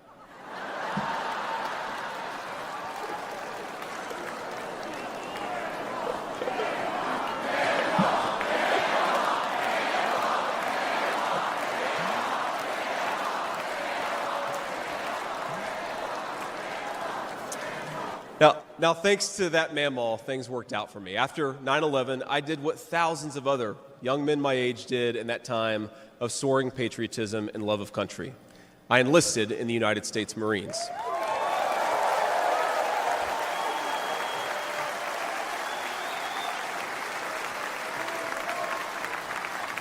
Semper Fi to my fellow Marines. Now, I left the Marines after 4 years and went to the Ohio State University.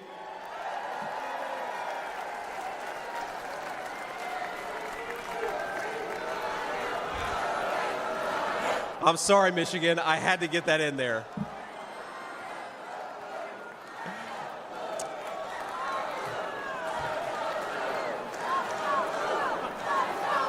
Come on. We've had enough political violence. Now, after Ohio State, I went to Yale Law School, where I met my beautiful wife. And then I started businesses to create jobs in the kind of places that I grew up in. Now, my work taught me that there is still so much talent and grit in the American heartland. There really is. But for these places to thrive, my friends, we need a leader who fights for the people who built this country.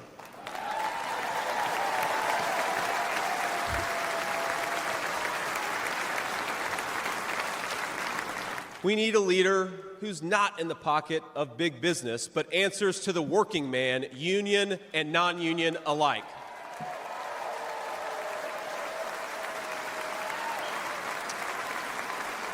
A leader who won't sell out to multinational corporations, but will stand up for American companies and American industry.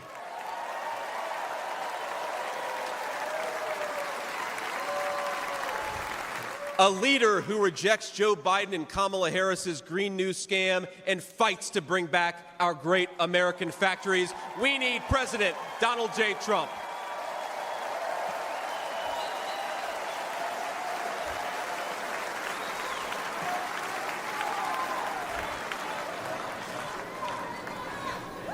Some people tell me I've lived the American dream, and of course they're right, and I'm so grateful for it. But the American dream that always counted most was not starting a business or becoming a senator or even being here with you fine people, though it's pretty awesome. My most important American dream was becoming a good husband and a good dad, of being able to give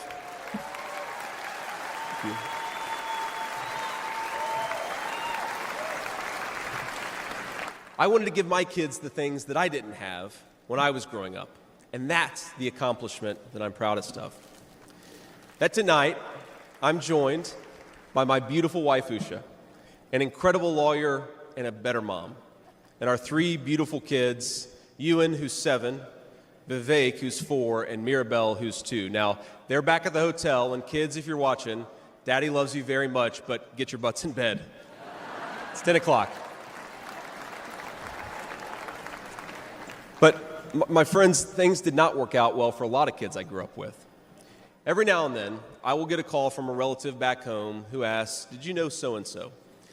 And I'll remember a face from years ago, and then I'll hear they died of an overdose. As always, America's ruling class wrote the checks. Communities like mine paid the price. For decades, that divide between the few with their power and comfort in Washington and the rest of us only widened. From Iraq to Afghanistan, from the financial crisis to the Great Recession, from open borders to stagnating wages, the people who govern this country have failed and failed again.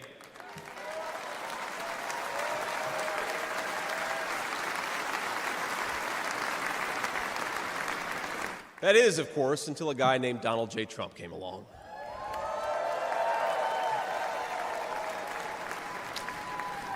President Trump represents America's last best hope to restore what, if lost, may never be found again. A country where a working-class boy born far from the halls of power can stand on this stage as the next Vice President of the United States of America.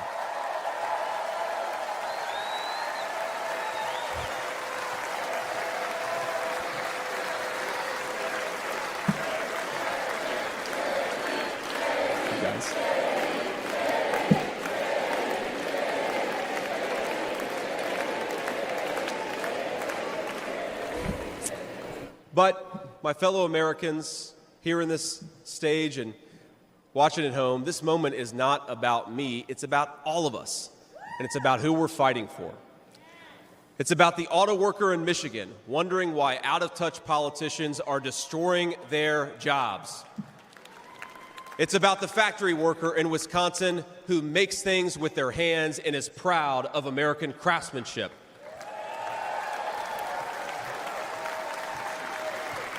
It's about the energy worker in Pennsylvania and Ohio who doesn't understand why Joe Biden is willing to buy energy from tin-pot dictators across the world when he could buy it from his own citizens right here in our own country.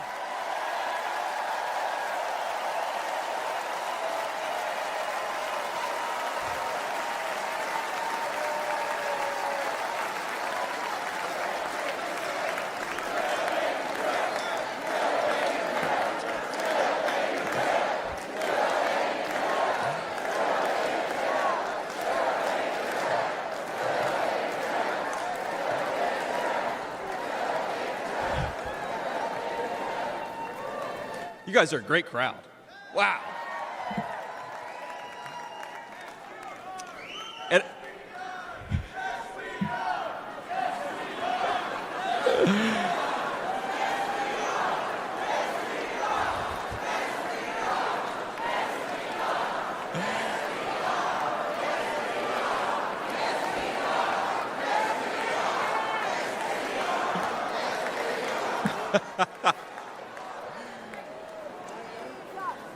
And it's about, our movement is about single moms like mine who struggled with money and addiction but never gave up. And I'm proud to say that tonight my mom is here, 10 years clean and sober. I love you, Mom.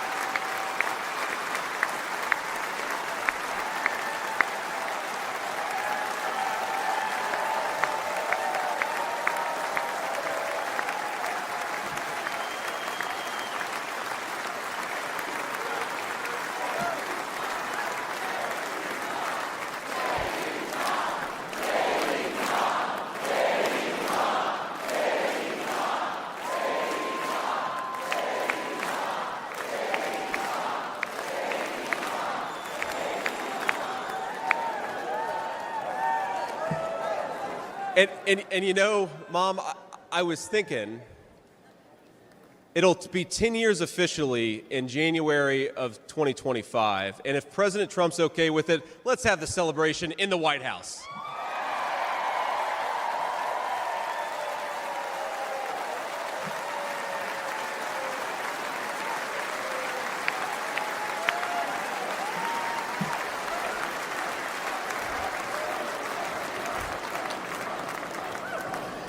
And our movement, ladies and gentlemen, it's about grandparents all across this country who are living on Social Security and raising grandchildren they didn't expect to raise.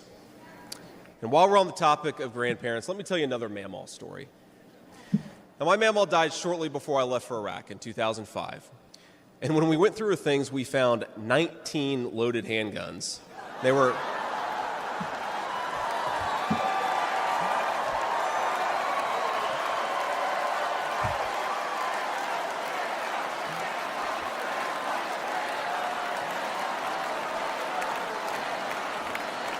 Now, the thing is, they were stashed all over her house, under her bed, in her closet, in the silverware drawer. And we wondered what was going on, and it occurred to us that towards the end of her life, Mamaw couldn't get around so well. And so this frail old woman made sure that no matter where she was within arm's length of whatever she needed to protect her family. That's who we fight for. That's American spirit.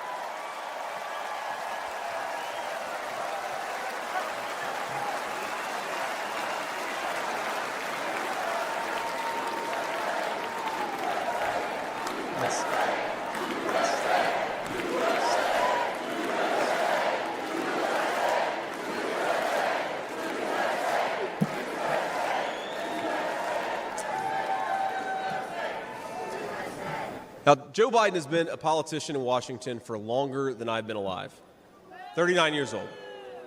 Kamala Harris is not much further behind. For half a century, he's been the champion of every major policy initiative to make America weaker and poorer. And in 4 short years, Donald Trump reversed decades of betrayals inflicted by Joe Biden and the rest of the corrupt Washington insiders.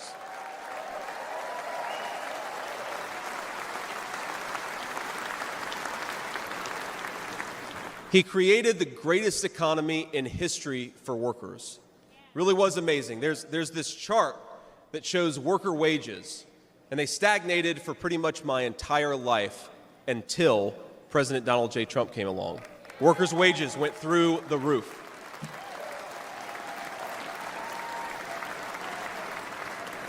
And just imagine what he's going to do when we give him 4 more years.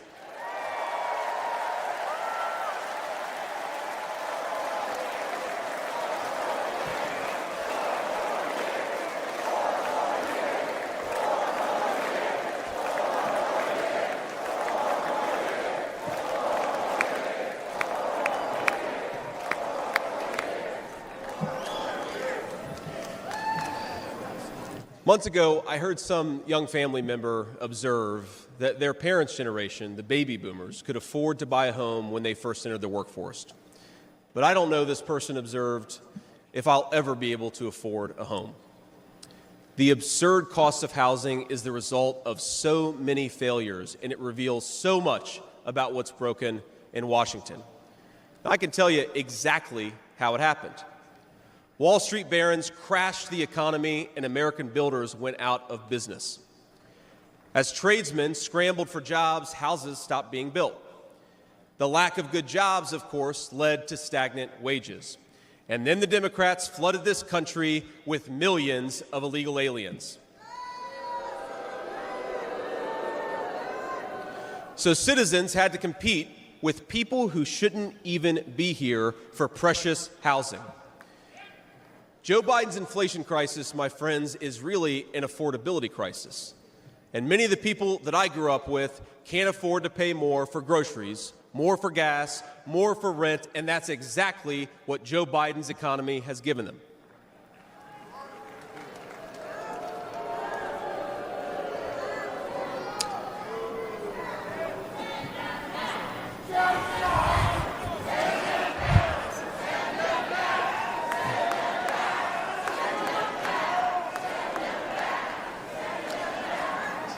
So prices soared, dreams were shattered, and China and the cartels sent fentanyl across the border, adding addiction to the heartache. But ladies and gentlemen, that is not the end of our story. We've heard about villains and their victims. I've talked a lot about that, but let me tell you about the future. President Trump's vision is so simple and yet so powerful. We're done, ladies and gentlemen, catering to Wall Street. We'll commit to the working man.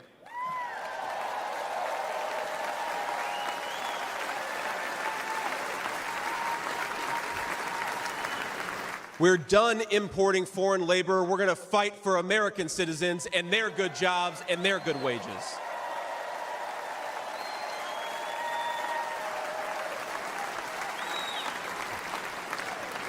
We're done buying energy from countries that hate us. We're going to get it right here from American workers in Pennsylvania, in Ohio, and across the country.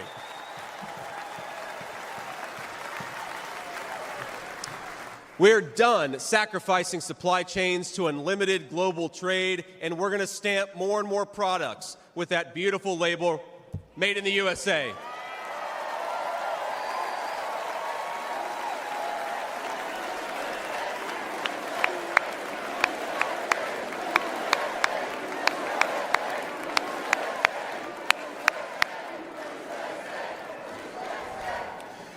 We're going to build factories again, put people to work making real products for American families made with the hands of American workers. Together, we will protect the wages of American workers and stop the Chinese Communist Party from building their middle class on the backs of American citizens.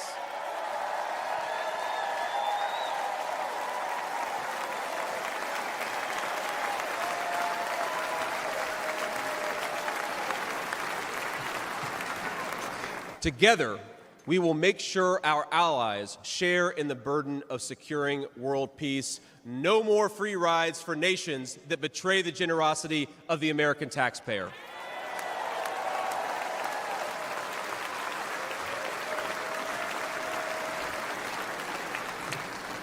Together, we will send our kids to war only when we must. But as President Trump showed with the elimination of ISIS and so much more, when we punch, we're going to punch hard.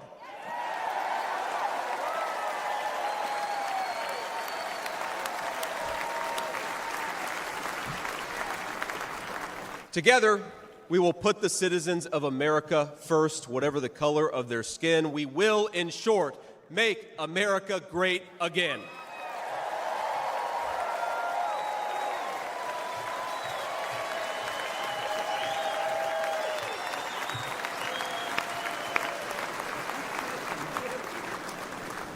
You know, one of the things that you hear people say sometimes is that America is an idea.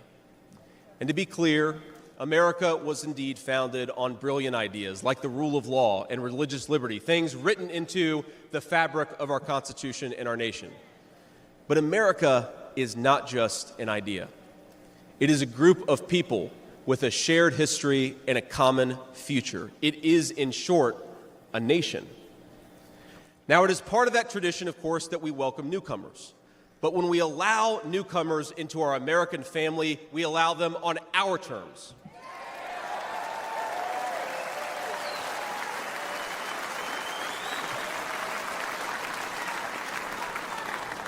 That's the way we preserve the continuity of this project from 250 years past to hopefully 250 years in the future.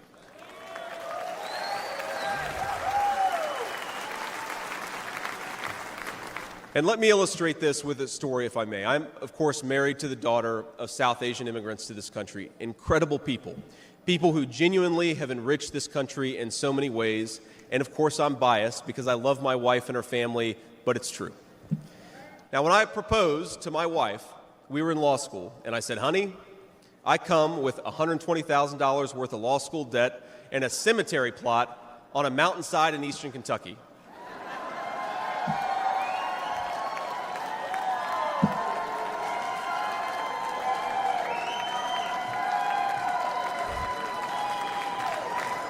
And I guess standing here tonight, it's just gotten weirder and weirder, honey.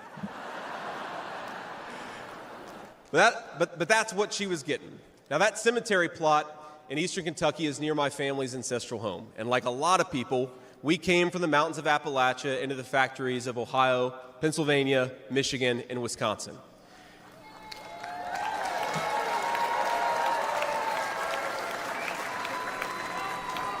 Now, that's Kentucky coal country, one of the 10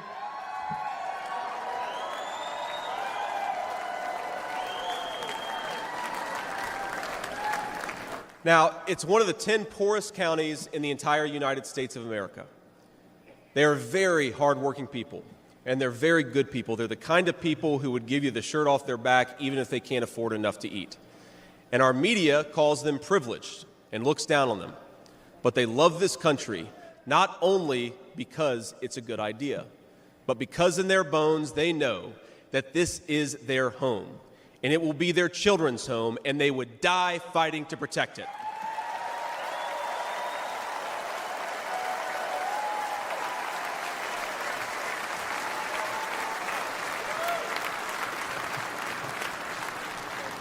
That is the source of America's greatness.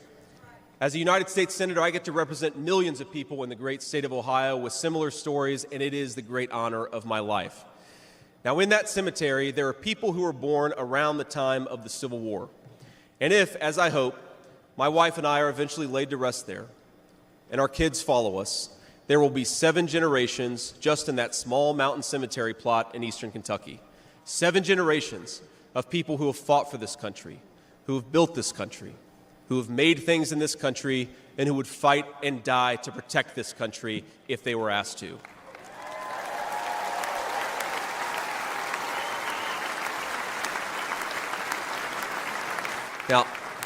Now that's not just an idea, my friends. That's not just a set of principles. Even though the ideas and the principles are great, that is a homeland. That is our homeland.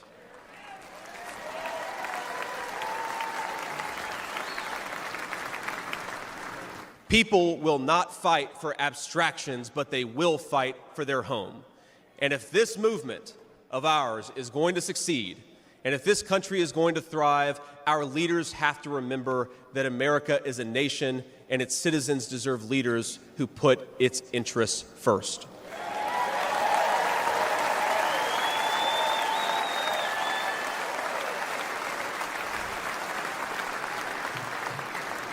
Now, we won't agree on every issue, of course, not even in this room. We may disagree from time to time about how best to reinvigorate American industry and renew American family. That's fine. In fact, it's more than fine. It's good.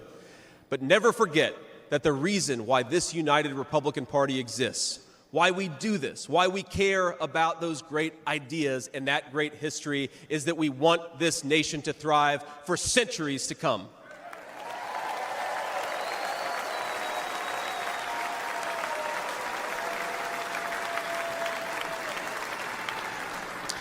Now, eventually in that mountain cemetery, my children will lay me to rest. And when they do, I would like them to know that thanks to the work of this Republican Party, the United States of America is as strong and as proud and as great as ever.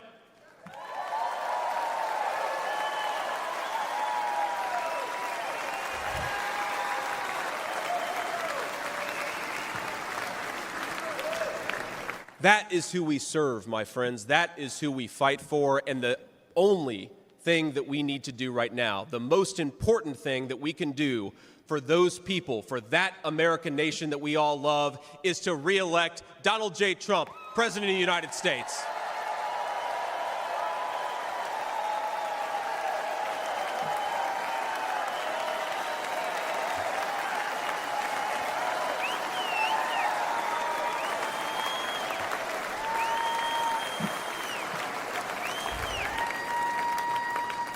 Mr. President, I will never take for granted the trust you have put in me. And what an honor it is to help achieve the extraordinary vision that you have for this country. Now, I pledge to every American, no matter your party, I will give you everything I have to serve you and to make this country a place where every dream you have for yourself, your family, and your country will be possible once again.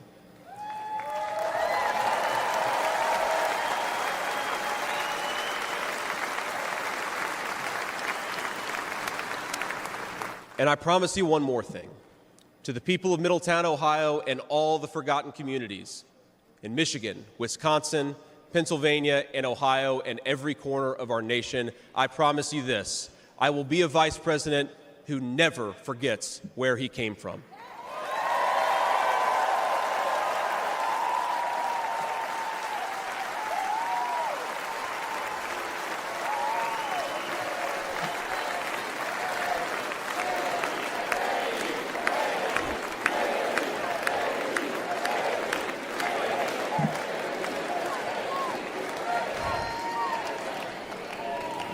And every single day for the next 4 years, when I walk into that White House to help President Trump, I will be doing it for you, for your family, for your future, and for this great country. Thank you. God bless all of you, and God bless our great country.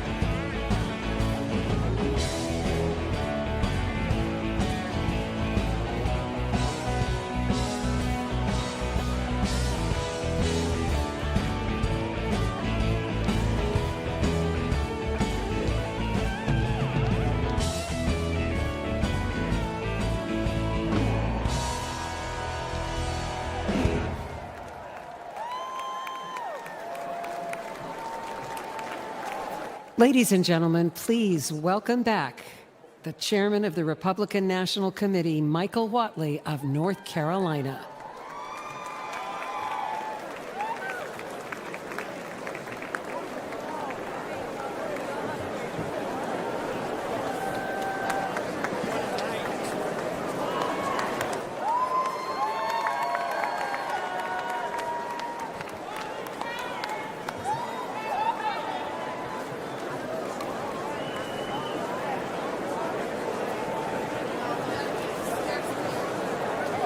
Delegates and alternates,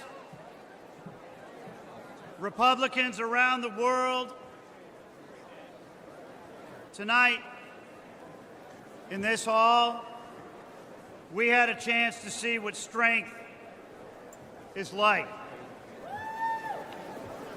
Strength looks like heartbroken Gold Star families talking about their loved ones and talking about their loss.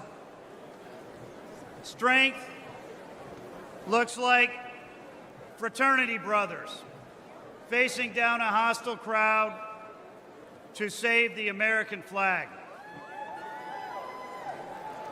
Strength looks like thousands of law enforcement officers from all across the country here to protect us tonight. Strength tonight looks like all of the soldiers and the sailors and the airmen and the Marines around the world keeping America safe home and abroad. Strength looks like a teenage daughter standing on this stage and talking to America about the love that she has for her grandfather.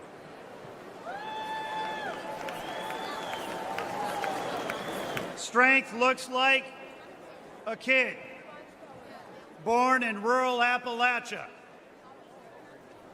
who put himself through school and answered a call to service when America needed him and joined the Marines, and has answered another call to serve as our next vice president.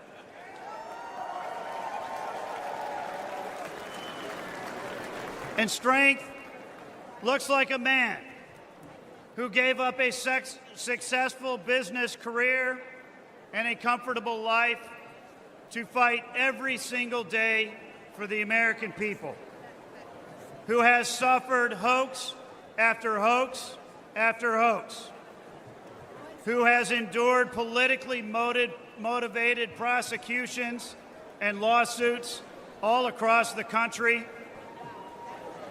and who, when he was knocked down by a would-be assassin's bullet, got back up and encouraged America to fight, fight, fight.